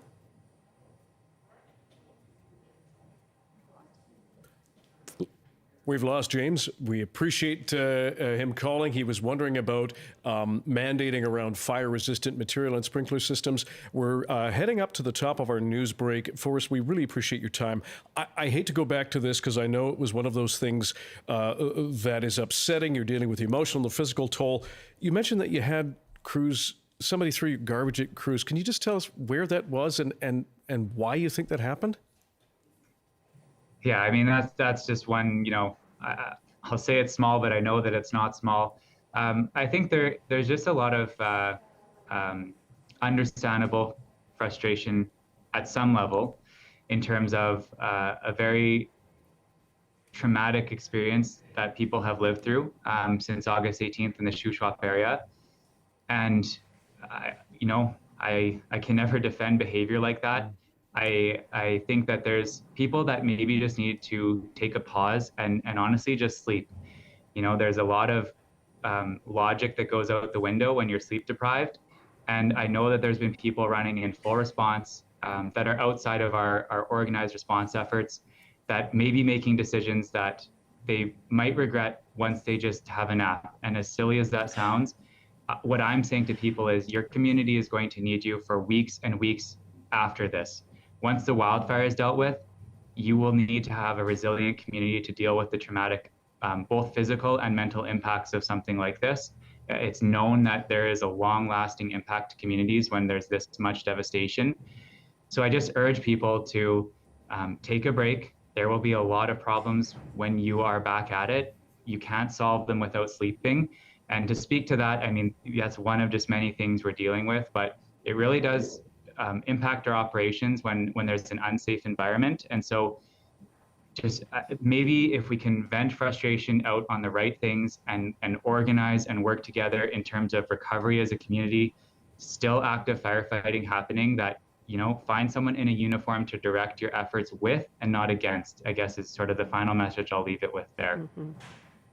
Forrest Tower, Provincial Fire Information Officer with the BC Wildfire Service. We really appreciate your time and your perspective. Hopefully we can get some more information from you later on around some of the training that you had mentioned that can be offered for people as we talked about being proactive and getting involved. We'll get to that another time. Forrest, thanks again for your time. Yes, thanks for having me. Great to hear from Forrest Tower. Appreciate that. I am Dan Burritt on an extended version of BC Today with co-host Bill Puri. We will be back in just a few moments after the news break at 2 o'clock. We want to be hearing from you, taking your calls, taking your emails. Let us know what's happening in and around where you are, if you're affected, or if you know someone who's affected by BC's wildfires. Now time for the CBC News. This is CBC News from Vancouver. Good afternoon, I'm Tim Weeks. There is some relief in BC's central Okanagan thanks to the weather. Cooler temperatures have allowed firefighters to maintain the perimeter of the fires burning in Kelowna and West Kelowna. Jared Schroeder's with the BC Wildfire Service. He says while significant progress has been made, the fires are still out of control.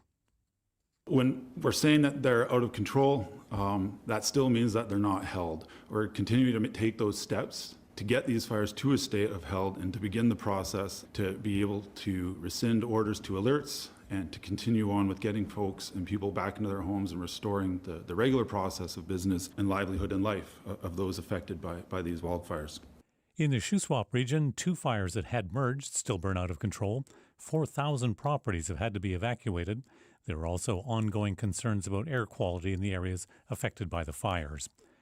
In Yellowknife, officials are urging the remaining residents to leave and tell those who left it may not be safe to return anytime soon. Rebecca Alty, the mayor of Yellowknife, says her city is still under a very real threat as a wildfire burns just 15 kilometers away. Yes, we had some rain and every little bit counts, but just because it rained in Yellowknife doesn't mean that it rained on the fire. And so, again, the evacuation order's in place. Anybody who's left, we're still encouraging to please leave. More than 19,000 people have been forced to leave their homes due to wildfires in the Northwest Territories. Prime Minister Justin Trudeau is in Charlottetown. He's in Prince Edward Island for the cabinet retreat. Today, the Prime Minister lashed out at Meta for its move to block news on its platforms, even as Canadians flee from wildfires in BC and the Northwest Territories. Tom Perry has that story.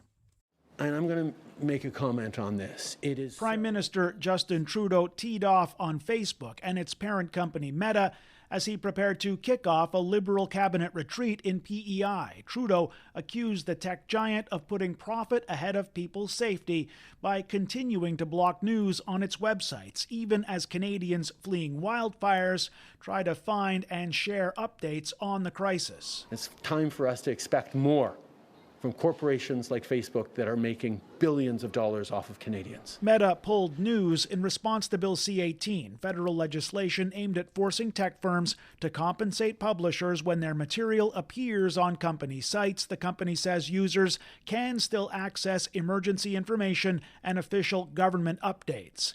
Tom Perry, CBC News, Charlottetown. Hillary is now weakened to a post-tropical cyclone. At least one person is dead in Mexico, but there are no reported deaths or serious injuries in Southern California. The storm did cause flooding throughout parts of California and Nevada after pounding the states with water and heavy winds. Katie Nicholson has this report. Firefighters near a San Bernardino roadblock watch in horror as a mudslide picks up trees and debris and thunders toward the road. Trees are going. Wow. A small snapshot of the damage from Hillary's winds and rain. In Palm Springs, half a year's worth of rain fell in 6 hours, knocking out 911 service during the height of the storm. Mayor Elena Grace Garner. We have flooding on all of our roads. There's no way in or out of Palm Springs, and that's the case for the majority of the Coachella Valley. Across Southern California and Nevada, many roads are flooded or utterly washed away. Others are littered with boulders loosened from their perches in the mountains by Hillary's heavy rains. Today, schools in the region are closed as the focus moves from hunkering down to cleaning up. Katie Nicholson, CBC News, Washington. And finally, U.S. President Joe Biden is traveling to the Hawaiian island of Maui today to assess the damage from the wildfires there. He's set to announce a long-term federal recovery plan and meet with emergency responders, survivors, and community members. So far, more than 100 people are confirmed dead, and more than 800 are still unaccounted for. The fires destroyed or damaged more than 2,000 buildings, and the city of Lahaina was hit the hardest. Turning now to the BC weather, special air quality statements are in place for many areas. Along the south coast, mainly sunny, but with some local smoke, highs to 22, except 24 inland. For the southern interior and the Kootenays, there's a chance of showers and risk of thunderstorms, along with widespread smoke, highs getting up to 27. In the central interior, sunny with a high of 24. In the Peace, sunshine this afternoon with highs to 22. And on the north coast, sunny but hazy with highs to 19. Now back to BC Today with Dan Burritt and Belle Puri. Thank you very much, Tim. You are listening to an extended version of BC Today across our great big province here on CBC Radio 1, live streaming on CBC Gems, cbc.ca/BC, and on the CBC Vancouver YouTube page. And we appreciate you being with us here. We've heard from my co-host and I, Belle Puri, have heard from fire information officers, as you have, from callers who are being affected. And we want to hear from more of you. If you are being affected by these fires, give us a call, 1-800-825-5950. 604-669-3733 is our number in Metro Vancouver. Perhaps you're feeling the effects of all of the smoke that's wafting down. You can call us at pound 690 on your cell phone. Please be pulled over or hands-free when you do that. Email us as well at bctoday@cbc.ca. Belle, before you joined us, we were hearing from Darius and Madavi, our climate and weather specialist, saying that the remnants, the double-edged sword of Hurricane Hillary, are going to bring some relief, which is a good sign. Perhaps not as much as we wanted, but there's some good news in there, isn't there? Absolutely, and we're hearing that there will be, some rain will come our way. Whether it will be enough is something that, we're not going to know until it does start to fall. But certainly in the past, we have always heard that it's one thing to have firefighters out there, but what really puts these fires out or gets them under control is a change in the weather. That's right. And that's what we're hoping for and looking for now. Now, also, we've been hearing about what do people do if they're forced from their homes? And even though this has been unfolding now for a few days, the Central Okanagan Emergency Operations Center is certainly supporting evacuees who need assistance through emergency support services. And there's a lot of information online, if you can access that, about how to get help and how to get it efficiently. What you need to do is register online, and that would be at ess.gov.bc.ca. So that's ess.gov.bc.ca. www.gov.bc.ca. And, if you need more services once you've registered, you need to attend a reception centre. At this point, there is a service currently open at the Royal LePage Place in West Kelowna. So that's a registration desk where, you'll be put in the right queue to get what you need. And we heard a lot from Forrest with the spokesperson with BC Wildfire Service about people are frustrated, and it's hard to stay calm and focused and believe that your turn will come and you will get what you need. But it's important to do that. Absolutely. And for those of us, as we heard Forrest Tower talk about the fact that in certain instances, people clearly frustrated were flinging garbage at fire crews. As he said, no excuse for that, but you can imagine the stress that people are under. And we have seen the video and heard the reports of people running roadblocks to try and get home. The level of desperation, whether or not you agree with what they're doing, is clear. I mean, these are people's homes. There's livelihoods, whether they have a farm, whether it's a homestead. Brady Strachan spoke with one gentleman who said, I wish I'd grabbed a painting that was 50 years old. And you think, what's going through your mind at that moment? And perhaps that's a call out. What do you grab? We were talking about that in the newsroom this morning. Especially, I wonder about people who went through this in 2003 and now 20 years later had to do it again. What did they learn, and was it any different? What did you take 20 years ago, and what did you pack this time? In fact, I was just talking about it with my family at home. Like, if we were in that situation, you look around your home.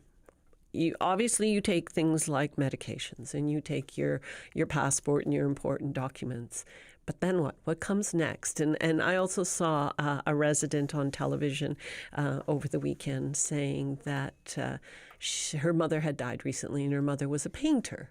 Similar story that you were saying. But she had all these paintings, and she said, I didn't even think to take one. And that was a memory of her mother and the work that she did as an artist. So, I don't know. What do you take? There would probably be a few antiques, as you said, maybe that box of photographs that you think, I'll get them copied. There is that idea that, we've turned digital. You can have things put online on the cloud, etc. But sometimes just holding those photos is the thing that you want to be able to do. The photo album, that tangible touch, rather than the device that we're all getting through our through the information we're getting through our phones. And none of those old ones are on our phones or on our computers. So. No, and if you have the time to scan them, God bless you. Exactly. So it certainly is a situation where. We just don't know, what's going to be happening next. That's right. Now, joining us on the line is Dr. Michael Schwant, Medical Information Officer with Vancouver Coastal Health. Welcome to you, Dr. Michael Schwant. Hi, thanks very much for having me. Dan was just talking about the smoke has obviously moved in down to the Lower Mainland, but how bad is the air quality across BC right now? Well, really, we're seeing quite a lot of variation from place to place. We know with the differences in geography and weather that we see really severe exposure to poor air quality in some parts of the province and less degradation of the air conditions in other places. Here in Metro Vancouver, we are right now under an air quality advisory because we've seen that spread of the wildfire smoke right to the coast. What is the biggest hazard right now beyond just? Let me rephrase that, Doctor. Let's recap. Who is most at risk because of these air quality advisories? Yeah, it's a really important question. This wildfire smoke can affect all of us in different ways, but people who are at increased risk are people who already have conditions of the lungs and the airways. So things like asthma, chronic obstructive pulmonary diseases like emphysema and bronchitis, and then also heart conditions and conditions like diabetes as well. Older adults, young children, people who are pregnant and the developing fetus. There's a lot of different groups that are at more risk than others from some of the health impacts of wildfire smoke. If someone is relatively healthy or is not living with a breathing problem or is not in those risky or those considered riskier categories, how much activity is okay? It is summer. People do love being outdoors, not always in the smoke. Can you give us a gauge there? Yeah, really, we'd advise everybody to reduce or postpone strenuous activity outside. That's just something that's a general piece of advice, because even people who aren't in those higher risk groups can still experience quite a bit of irritation of the eyes, runny nose, cough, even severe headaches are often described. So those health impacts can affect all of us. So we would recommend some reduction of activity and close monitoring of symptoms. So if you're developing any of those symptoms, to stop or reduce activity sooner than later. So while being outside might be something that many people are able to tolerate, really more strenuous activity can be worse. The harder we're working, the more air and the more smoke we're moving through our lungs and airways. Mm-hmm.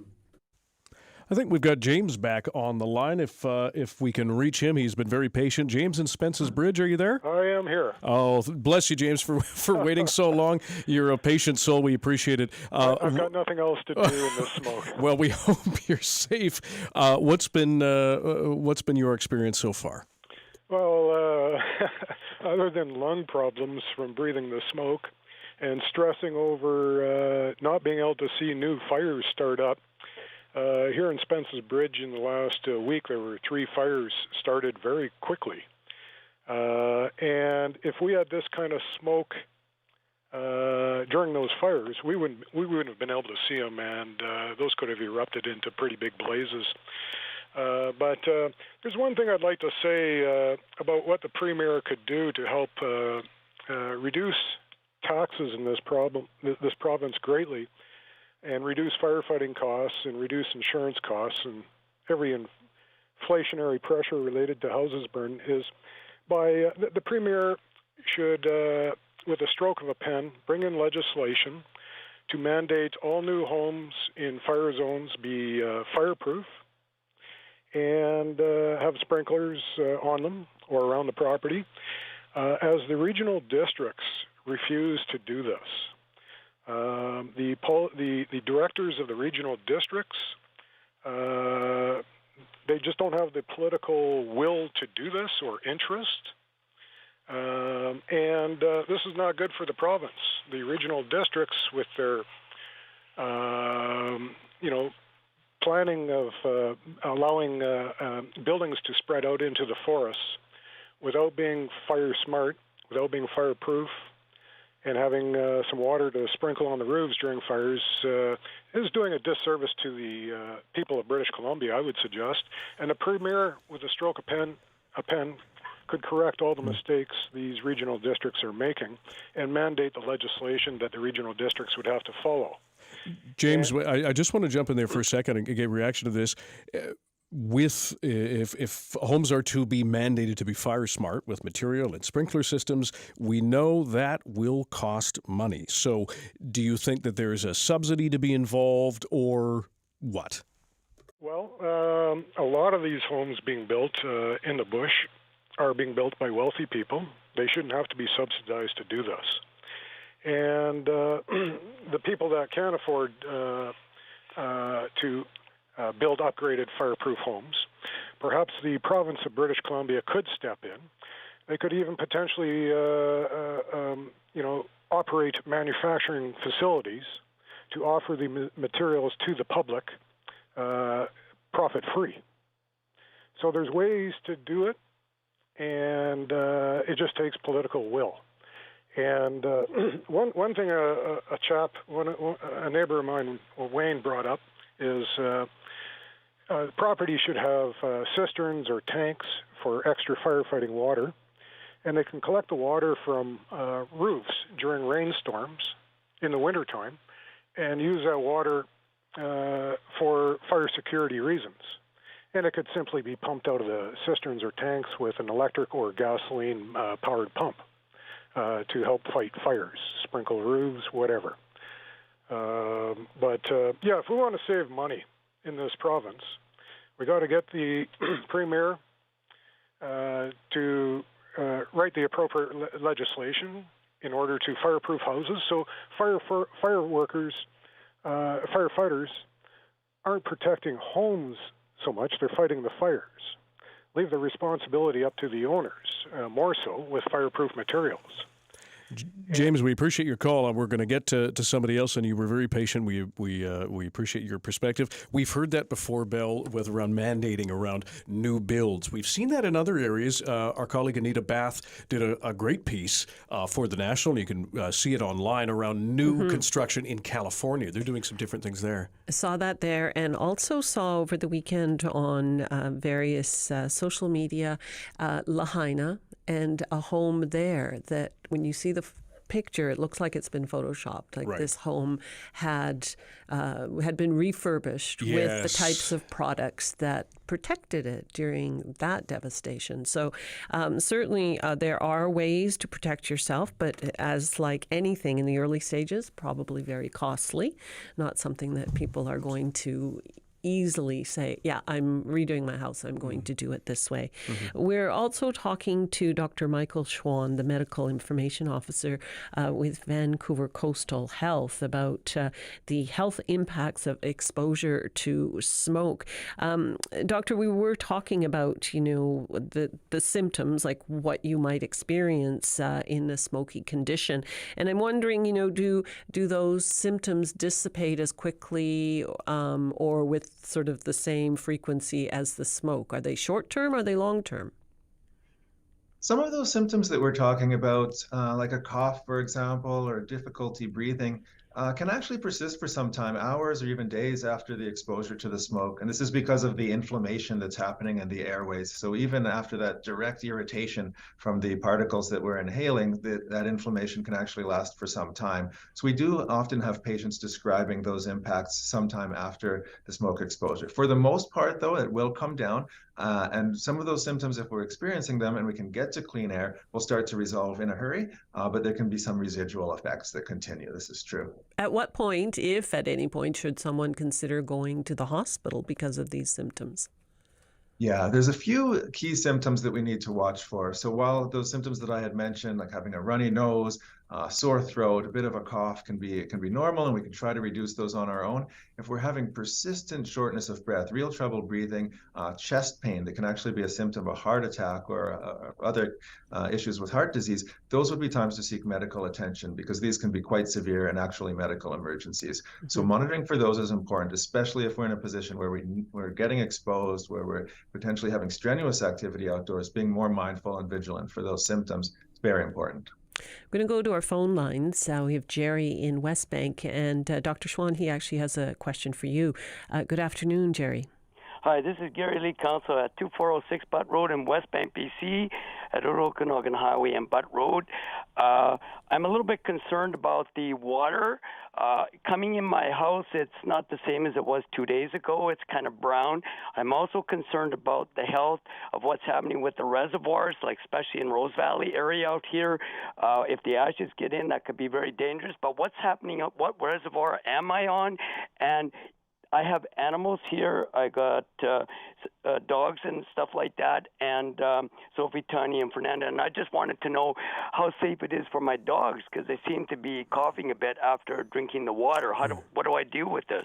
Gary, we appreciate your call. I'm not sure if Dr. Schwant can be as specific about that. As for the well or the water source that you are on, that sounds like a regional district question, so I don't think we can get Dr. Schwant to answer that. But Dr. Schwant, anything of Jerry's concerns that you can address? Yeah, a couple of things that I would note. Definitely, you're right. Turning to the water system operators, so that could be the regional district or the municipality in any case, would be the place to look for information, and following closely any advice that's there. If there's a boil water order or a drinking water advisory, definitely paying close attention to that. There could be operational disruptions or contamination of water that you definitely want to be aware of.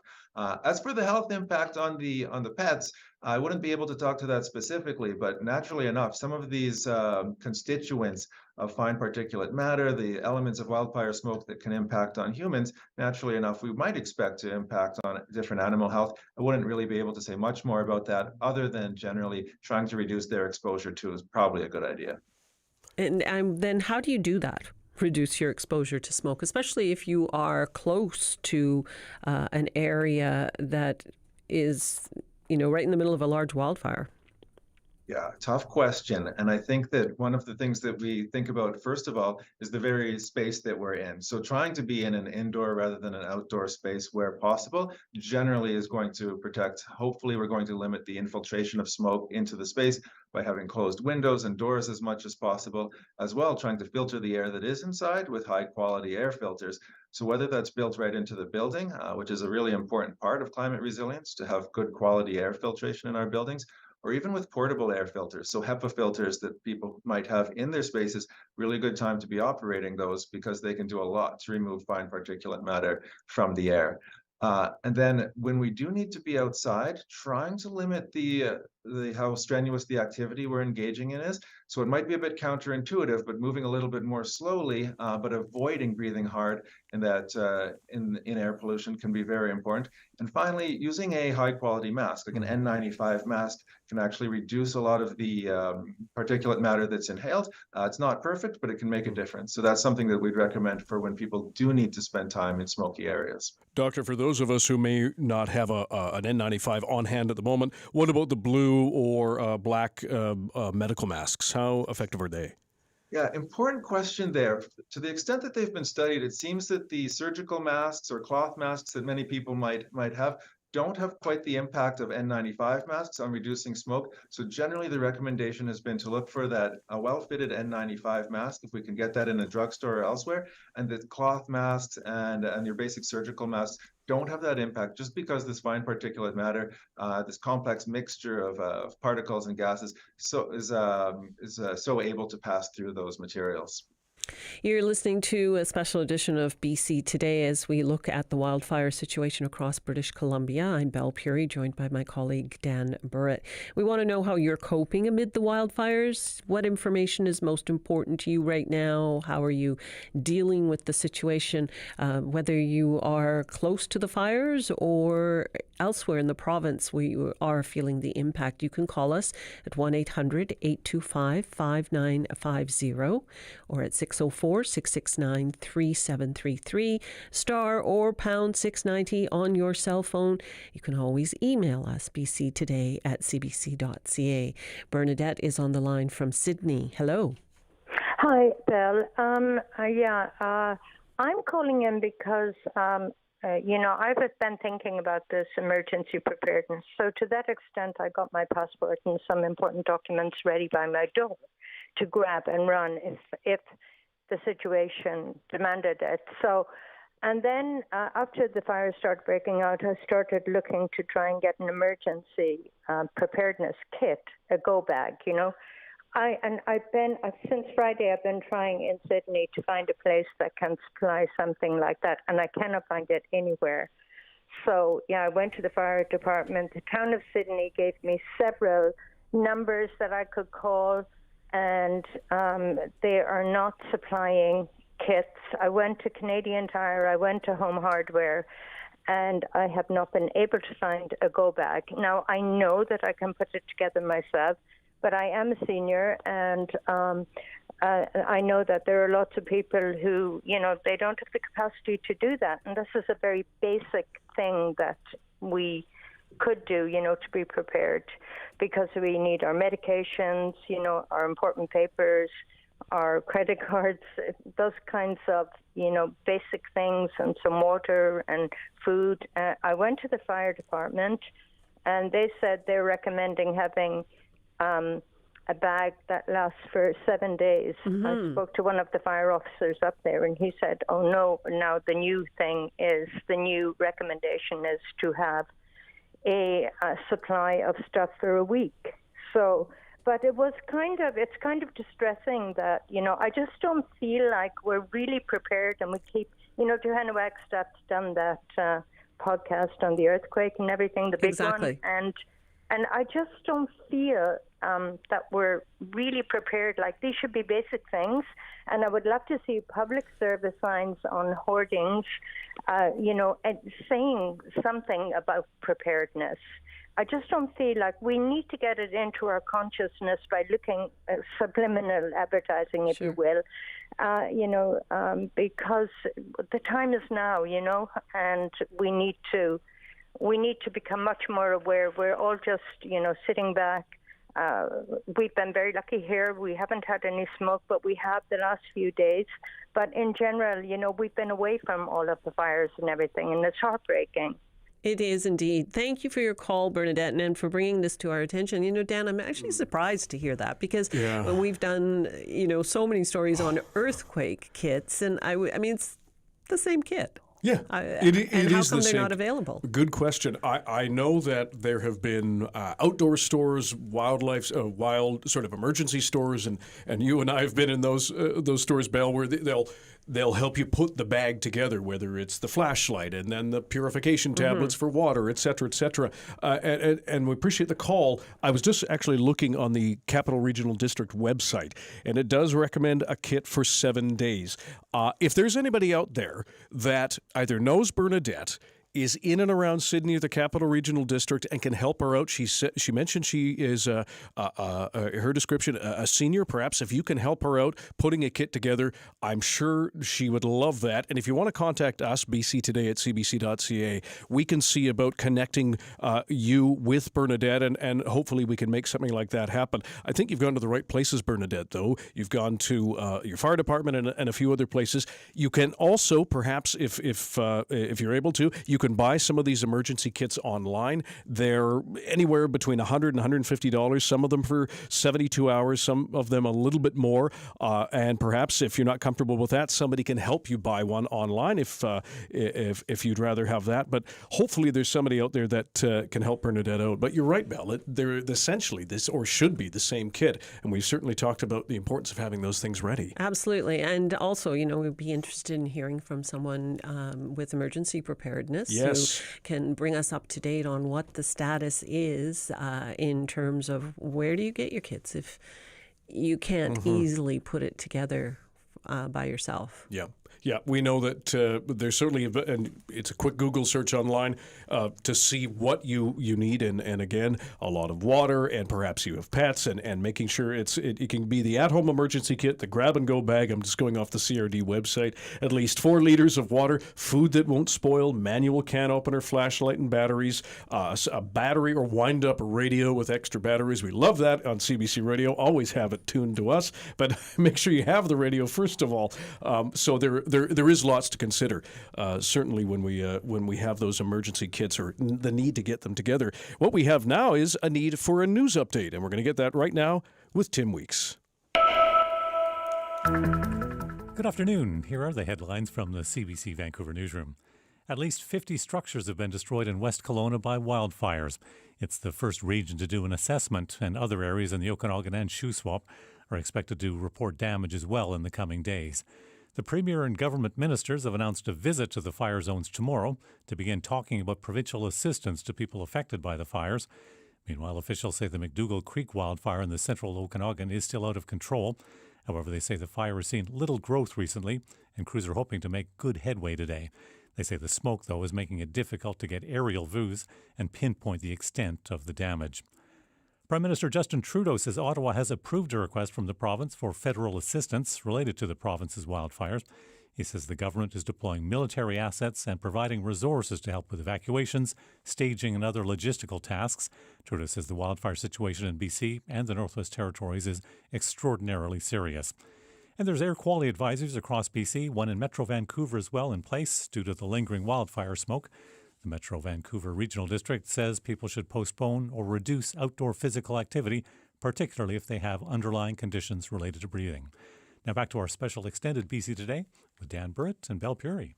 Thank you very much, Tim. Tim Weeks on the CBC News Desk, and we know it's been a busy day. Thank you to everybody who is joining us and has joined us on this extended version of BC Today. We will be up until 3 o'clock, and then our colleagues in the interior are going to be taking over our airwaves for the afternoon, giving you the very latest on the situation around all of the various large complexes and fires that are happening right now. As we've heard over the past couple of days, I'm just going to do a quick recap, Belle. We have 386 fires burning across our province, very large complexes. At last check from Bowen Ma, the emergency management minister, 25,000 people on evacuation order. There have been some difficult scenes and difficult stories we've heard of trucks and others going around barricades, people clearly desperate to try and protect their things. And in one case, people throwing garbage at some of the wildland firefighters. Clearly, there's some frustration around there. Does not excuse that kind of behavior. As well, some reports of theft of some of that equipment, firefighting equipment. Rather concerning, as we heard from Forrest Tower, the fire information officer. We're also starting to hear some of the numbers around the carnage in terms of structures that have been destroyed. From West Kelowna today, the number is 50. The assumption is that that is 50 homes. And that's what we've heard so far. Absolutely, there will be more to come. Assessments are underway. And, as people hear about their home being lost or saved is certainly unfolding in a lot of pain and sorrow. As well, we heard from the Premier, David Eby, that he and the Minister, Bowen Ma, and Bruce Ralston, Minister of Forests, I believe, he is going as well. That's the right. three of them will be in the region tomorrow on the ground for a close-up look at what's happening. And as we've seen in past situations, I mean, there's just no explaining how these fires travel, because you could return to your neighborhood and one house is gone and the house next door is fine. The randomness, it's random terror, and we've seen that some of the videos that have appeared online of how quickly these fires have moved. Forrest Tower talked about that in the case of, at least in the Adams Lake complex, one of those fires moved 20 kilometers in the time period that they showed, and some of the doorbell cameras and home security systems, and you see it, and you understand why firefighters of all stripes will say you can't outrun these things. They're moving that fast, and the wind that has fueled them. It is terrifying. If you are affected by the fires, if you have a loved one who is perhaps fighting these fires, if you have concerns around your health, give us a call, 1-800-825-5950. In Metro Vancouver, the number is 604-669-3733, pound 690 on your cell phone. Please be pulled over or hands-free when you do that. Email us, bctoday@cbc.ca. Dr. Schwant is still with us, I believe, breathing experts with Vancouver Coastal Health, if I can call you that, Dr. Schwant. We actually have an email that has come in from a woman named Eve. If I could put this health concern to you, Dr. Schwant. She says, I have arrhythmia. Since the smoke descended over Vancouver, I notice my heart is fluttering and at times racing. Should I be concerned? Can you help her, doctor? Yeah, that's a great question. And although it's not individual medical advice for the caller, I could say in general that arrhythmias, so abnormal rhythms of the heart, can be exacerbated by wildfire smoke. This is something that we have scientific evidence around. So noticing that those changes or noticing chest pain would be, generally speaking, reason to seek medical attention, as well as that making sure that you have all of the medications that you normally have for management of these symptoms. So you're taking the medications that you might normally at baseline, and also those rescue medications or those one-time uses that might be prescribed by your physician. This is an important time to have those on hand in case we're cut off from our usual supply. But yes, seeking medical attention with any sort of change in those symptoms related to the heart would be important. Doctor, I just wanted to ask you, does it make a difference how, where you are, like if you're closer to a large wildfire, does that potentially impact your health more or differently than if you're farther away? It really can. Right now, we find that the experience of wildfire smoke across our province and even within a given community can really vary based on how close we are to a fire, what's burning specifically, whether that's even something down to the different types of vegetation or other materials that are burning. Can change that mixture that we're receiving, and the weather conditions as well. So generally speaking, though, that key thing that we're measuring to understand the risk is that fine particulate matter. That's a big driver of the air quality health index that you're probably reading about and hearing about. And that's really the main feature of wildfire smoke that's impacting our health. And the more of that that's in the air, the greater the risk. Now, the Shuswap's Bush Creek East wildfire is being called one of the most aggressive wildfires in modern history. And BC Wildfires Forest Tower, when we spoke to him earlier this afternoon, said the fire ran 20 kilometers in 12 hours overnight on Friday, with two fires merging into one, measuring 41,000 hectares. Wow, it's huge. It's unknown how many homes and businesses have been lost so far to the fire, but one business that employs hundreds in the community was saved by firefighters and workers. We're talking about the Adams Lake sawmill. Now, we have two people on the line with us to tell us more. Andrew Schmidt is a former fire chief, and his wife, Linda Cole, works at the mill. Hello to you both this afternoon. Good afternoon. Good afternoon. Linda, how many people were involved in fighting this fire? From what I know, because the mill was actually shut down, correct? Because the fire's been ongoing. There were 30 firefighters at the site and a handful of employees. So possibly 10 to 15 employees that stayed behind because the fire came right up its back door. Then it went up the hill and straight down the road to the rest of the world. It was just horrible. Linda, did you see that happen? No. No, I did not. Andrew, what about you? I was fortunate not to see it happen. Andrew, perhaps you can paint us a picture around the work that the firefighters and the mill workers were doing leading up to that blaze. Oh, no, he can't help you. I'll help. I wasn't there. Because I was there. Oh, okay. Go ahead, Linda. Yes. For weeks, this mill has been preparing because for weeks there's been a fire. Two fires, Adams East and Bush Creek Fire. So they were on one side of the lake and the other side of the lake. They were also, Bush Creek Fire was heading down to where their home camp is, where they have forestry workers. It's a big operation, and it is called Interfor, by the way. So anyway, up they came. These guys laid out hoses. Different fire crews came in, special teams, and assisted them. And it was just magnificent what they did. It was like unbelievable sprinkler systems because they had lots of product left on the lot. There's many tiers of Interfor. And so they had to protect the wood they already planed and packaged and processed, and they had to protect wood that hadn't yet been done. So it was a light show of water. When you and others were seeing this happening, hearing about it happening, and the effort that was being put into this, were you confident that the mill could be spared? I mean, what was going through your mind as you watched all this? Well, every day I went out and worked in it for weeks prior to this great event on Friday.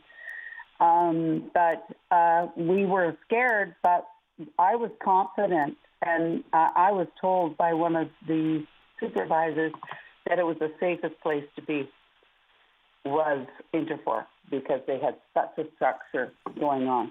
They built it over weeks preparing for this horrid event to happen. Andrew, how long have you been a firefighter? I'm not a firefighter any longer, but I was a firefighter for 12 years. Mm-hmm. So in that time, if I can ask, how does your experience over those 12 years compare to what you're seeing today? Well, when I was fire chief in 2002 for Tappan Sunnybray, that is the year that the Silver Creek fire happened. It was very much similar. It was one day, and it traveled right down the mountain, across the valley. It was very similar to the situation what we just experienced here with the Bush Creek fire. Very scary, very, very fast. When it has winds like that behind it, you cannot outrun it.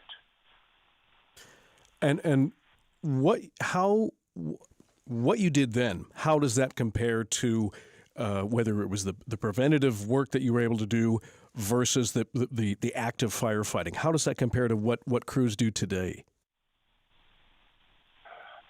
What crews do today? Well, I'm not really involved with the fire department anymore, but like this fire, this wildfire, it was completely different, in my opinion. It's like the term organized chaos doesn't really fit, but this is, I would call this more creative chaos. You had a lot of people, homeowners, some of them lost their homes and they stayed and they kept on fighting this fire. I've got a coworker right now that owns his own bulldozer and he's out there helping with spot fires right now. So it's, like for a firefighting aspect of it, I think the firefighters that are on the scene right now, they can pinpoint which guys they know that they can count on, whether they're wearing coveralls or not. You know what I mean? The community, everybody comes from different walks of life, and they can add to a scene in totally different ways, right? Yeah. So that's why I kind of call it creative chaos. I don't know if that explains anything to you. No, it does. It does. Linda, just to clarify, how long have you worked at the mill? About 3 years. What role does that mill play in the community? And if it was gone, what would that mean? Oh, it is one of our major infrastructures in the area. We don't have another mill of this size. The magnitude of this mill, we have employees from Kamloops, Salmon Arm, the whole area, vast area in between. It houses Clearwater. We have people driving in every day from all over the place. It is a major component to our community. And when I was a young girl growing up here, it was a very small mill, and now it's grown into this beautiful big mill, and it's gotten bigger, better, and better. And oh my God, I'm just so happy that it saved a lot of jobs, man. This is really hard, isn't it, Linda? Yeah. Saved a lot of jobs, a lot of mortgages, and young families with kiddies. And you can imagine the mill probably employs at least over 200 employees, plus all the contractors, subcontractors, welders, electricians. So many employees there. They are, they're like our daddy. They're great. They're just awesome. They keep us going. Your community has seen devastation from wildfires in the past. This time around, how's it different? Will it be more difficult to come back from all of this? It's different because right now both of us are unemployed. Yeah. See, we both work out that way. And so, the fire branch, the which now is called the Bush Creek Fire, branched out towards Scotch Creek, which killed Andrew's business where he's employed, and then I couldn't go to work to save my soul to the mill. So it's like, oh my goodness, what do you do? And then I was going to try to work at the fire camp, and it got burnt out. It's just unbelievable what has gone on here. It is quite amazing to hear your firsthand stories about how you get through it and how you cope. We appreciate you taking time to talk to us this afternoon. Yeah. Well, thanks for having us. It's good to let people know down there what is happening here. All right. Well, please be safe and take care. Thank you. Thank you. Have a good day. Andrew Schmidt is a former fire chief, and his wife, Linda Cole, works at the mill. I think that's another thing. If you're not at the center of the fire or close to the fires, once they're out and we stop reporting, that happens, people sadly. think it's over. No. But we just heard it's not over for the people who are at the center of it. That is something they have to live with and adjust to for weeks, months, maybe even years. If we look at what's happened, and perhaps just on a larger scale, we don't forget what happened in Lytton. The town essentially vanished, 90% of it gone. They're still waiting to rebuild in a lot of those places. A lot of people still out of their homes, particularly Indigenous people up there who've lived there since time immemorial. And now we see how difficult it can be to get supplies if you are fortunate enough to be able to build a home or have a project. Mm-hmm. But it's the disaster afterwards, as you said, that rebuild, the emotional toll, the physical toll, the monetary toll. We know that there are concerns around people's insurance and whether or not they're going to be covered, and what coverage the province is offering. We heard it today with concerns around from the tourism sector, particularly in the Okanagan. This is the money making time. What's going to happen with them? The province and the premier said that we'll be there for them in some capacity, but we have to make sure that we don't have specifics enough on that yet, and particularly when people want specifics, they're not getting them right. And when not you always. Speak of Lytton, that's a region that we haven't talked about in the last few minutes or so, but Fraser Canyon, of course, that area is dealing with fires again, and we have heard from people in Lytton that they have the same fears that they had from the last round, and I'm hearing people say, well, how can Lytton burn when it already did? But that's still a problem. There are people who are close by. It was the hottest place, I think, in the country the other day, hitting 40 degrees and higher. Fire and devastation due to fire is still an issue there, despite what they've been through just not that long ago. That's right. We have another call on the line. Celine is joining us from Revelstoke. Celine, go ahead. What's been your experience? Hi there. Just wanted to focus the conversation in on what we can do to include our pets in our evacuation planning, and just how often they're left out of that planning process. And often what we see as a result of that is failed pet evacuation. Expand a bit on that if you could. What do you mean? Yeah, absolutely. So often we have such short notice to plan for these things, and just with a lack of planning, our pets really do suffer the consequences. So really to consider, even if you're not in a current evacuation location, just what that would look like for you with your pets, whether that be a dog or cat, or perhaps exotics that might need special enclosures, or even livestock and hobby farms. Those animals are very deserving of a plan, and that does take some foresight. So considering, extra food, water for the animals, they can drink, just like us, drink up to 4 liters of water per day. Appropriate identification. So having a collar with your phone number is pretty basic, but very often people do not have that on many of their animals.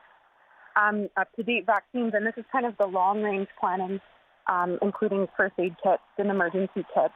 But then considering what would happen if you had to leave your animals behind. Let's say you have a cat that's often outdoors and you're not sure where it is. If you don't have a ton of time to evacuate, what you would do if that pet needed to stay. So considering, if you have to leave a pet behind, leaving lots of food in different locations and at least 1 week's worth of water, and having some sort of card or like a pet rescue card for rescue personnel that would identify that an animal has been left behind.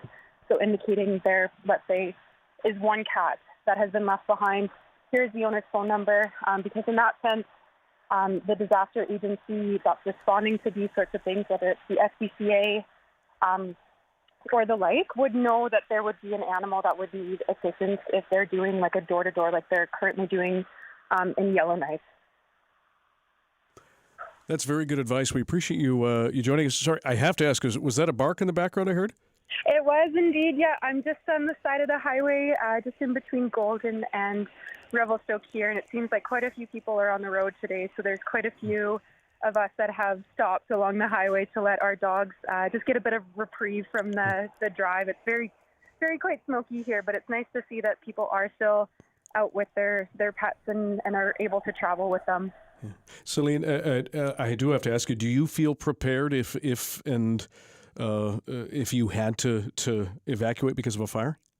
You know, I'd like to think that I am. I really do value just how important this planning process is. You know, for myself, I have one dog, and he is truly my life partner. I couldn't imagine not having him included in all of this planning. It's a very scary time that we're in right now, and to hear of all the animals, whether it's in Hawaii, Yellowknife, and, you know, many other natural disasters around the world, the animals really do suffer the consequences when we don't include them, when we don't think, you know, what is it that we need to do to prepare not just for ourselves, but for our four-legged companions. And it's not just about pets. I mean, there's the issue of displacement of wildlife. Huge problem. And where do all of those animals go? And, you know, if they're coming down off the mountains and the hills, and a lot of concerns there as well. Absolutely, particularly when we've seen the effects during wildfires, but then the effects of climate change, human encroachment on areas. We see it. I mean, we forget that 20 minutes away, sometimes closer, black bears are roaming in this province. Closer. Much closer. Much Sometimes closer. they're right outside the door. Sometimes they're in South Vancouver, and you're sent to find them. I do have a question for Dr. Schwan, and this may be in your realm of expertise, Doctor, but or outside of it, but we'll put it to you anyway. Beyond the physical problems, the thing that seems to be, at least we're hearing a lot of, is the emotional toll. We know that is a concern physiologically, etc. Do you have any advice for people who may be feeling more anxious, whether they're in the midst of a wildfire or outside watching it from afar? Certainly. There is a lot of research out there, and I think a lot of personal knowledge that awareness of or even direct experience of events like this, wildfires, heat waves, and some of these other catastrophic events can be very impactful, relating to anxiety, to depression, and other mental health impacts. The good news, though, is that there's a couple of things that have been found to be quite a support for people. So one, actually sharing, looking for support in our own communities, whether that's family, friends, forums like you've created right here where people can talk about and share their experiences, can be quite positive so that people aren't carrying that load on their own. And as well, when we look at this, what's often called ecological grief or climate anxiety, being able to take action, even whether that's at the local level personally, so taking steps to be prepared, like you're hearing here, and then also taking steps around climate change mitigation. So thinking about how, as individuals, communities, and society, really, we can take action to take part in the important climate change mitigation that we really need to be engaged with. Although we're dealing with this acute event right now, it's very important to think in the longer run, these things are going to continue to happen unless we can get a handle on runaway climate change. And I think that the evidence is there that when we're able to participate that and reckon with that, it actually, interestingly, can be very helpful for climate-related anxiety. Thank you so much, Dr. Schwan. That's Dr. Michael Schwan, Medical Health Officer with Vancouver Coastal Health. We have an email here from Paul on Quadra Island. It's in terms of staffing and resourcing. His first career, he's a retired forest officer. His second career, he's a retired helicopter pilot. And he wants to let BC Wildfire Service know that there are thousands of retired workers who are available. Now, this is something we need to check into, but it appears there is no system for experienced veteran firefighters to signal that they're ready to work, and not necessarily on the front lines. He acknowledges that you know, their experience is somewhat dated perhaps, but strategic help. We've heard that call before, certainly, and I think it was alluded to by Forrest. We didn't get a chance to talk with him about it. Forrest Tower, the Wildlife Information Officer, that there are programs that people can take and that they offer. We've also heard from others who said that, similar to what we heard from Paul, that we might as well recruit all of this institutional knowledge, and if it needs to be updated, it could be hopefully quickly updated, and employ people. It can be an actual, perhaps a new career or a job. Yes, that does take funding, but if we're spending these hundreds of millions of dollars every year on fighting wildfires, perhaps there is another program, depending on budgets, where they can take all that institutional knowledge and direct it out, and as well, that speaks to the purpose that people want to have and be able to give. And clearly we're seeing that across the province when people are willing to step up, whether they're helping with animals and pets and livestock and checking on people, to those who are moving, those living in assisted living facilities, as we heard yesterday, Bill, with some major evacuations of people driving down on buses here to Metro Vancouver. And a shout out to Rob Shaw at Check News for doing a great story on that. And you can go to their website and see it. So there's a lot going on right now in order to move people and keep them safe. Absolutely. So much going on. I guess today we can say that at least we didn't get any more bad news, but fingers crossed that the storm known as Hillary will bring some rain to British Columbia. But you know what, as you've mentioned, we have 27,000 British Columbians under an evacuation order, 35,000 more facing an evacuation alert, so ready to go at a moment's notice. 386 fires burning across British Columbia, so still very much an evolving situation.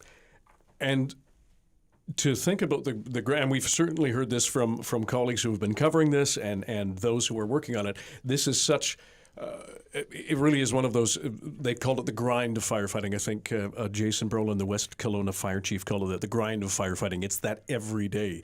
And we know that as well, with a few more numbers, we've got at least several hundred more wildfire fighters coming in from Mexico, from South Africa, as well as some specified crews from Australia that are here to help. We know that BC sends out crews every year because of different seasons, different wildfire seasons across the world. It's nice to see that camaraderie amongst wildfire crews who are willing to come here, and some of them have been here many times, and they're getting used to the terrain and learning from it, aren't they? And we have federal assistance as well in terms of military help to provide some accommodations, emergency accommodation, and to wherever they're needed at this point. That's right. We have also heard from the Prime Minister, who said he's convened his incident response group. That's a group of usually senior advisors, officials, bureaucrats, as well as senior cabinet ministers to keep an eye on things. If you have any more questions, if you have any more information that you would like to share, email us bctoday@cbc.ca. You can leave and we'll be doing this throughout the week. Don't forget to check our website, cbc.ca/BC, for the very latest on all the information. Our biggest thanks to all of our guests who joined us today, and my big thanks to Belle Puri for co-hosting this adventure with me. Thank you very much, Belle. It's something that we have to keep an eye on, and we are going to pass it over to our colleagues at Radio West after the 3 o'clock news. You've been listening to a special edition of BC Today. I'm Belle Puri with Dan Burritt.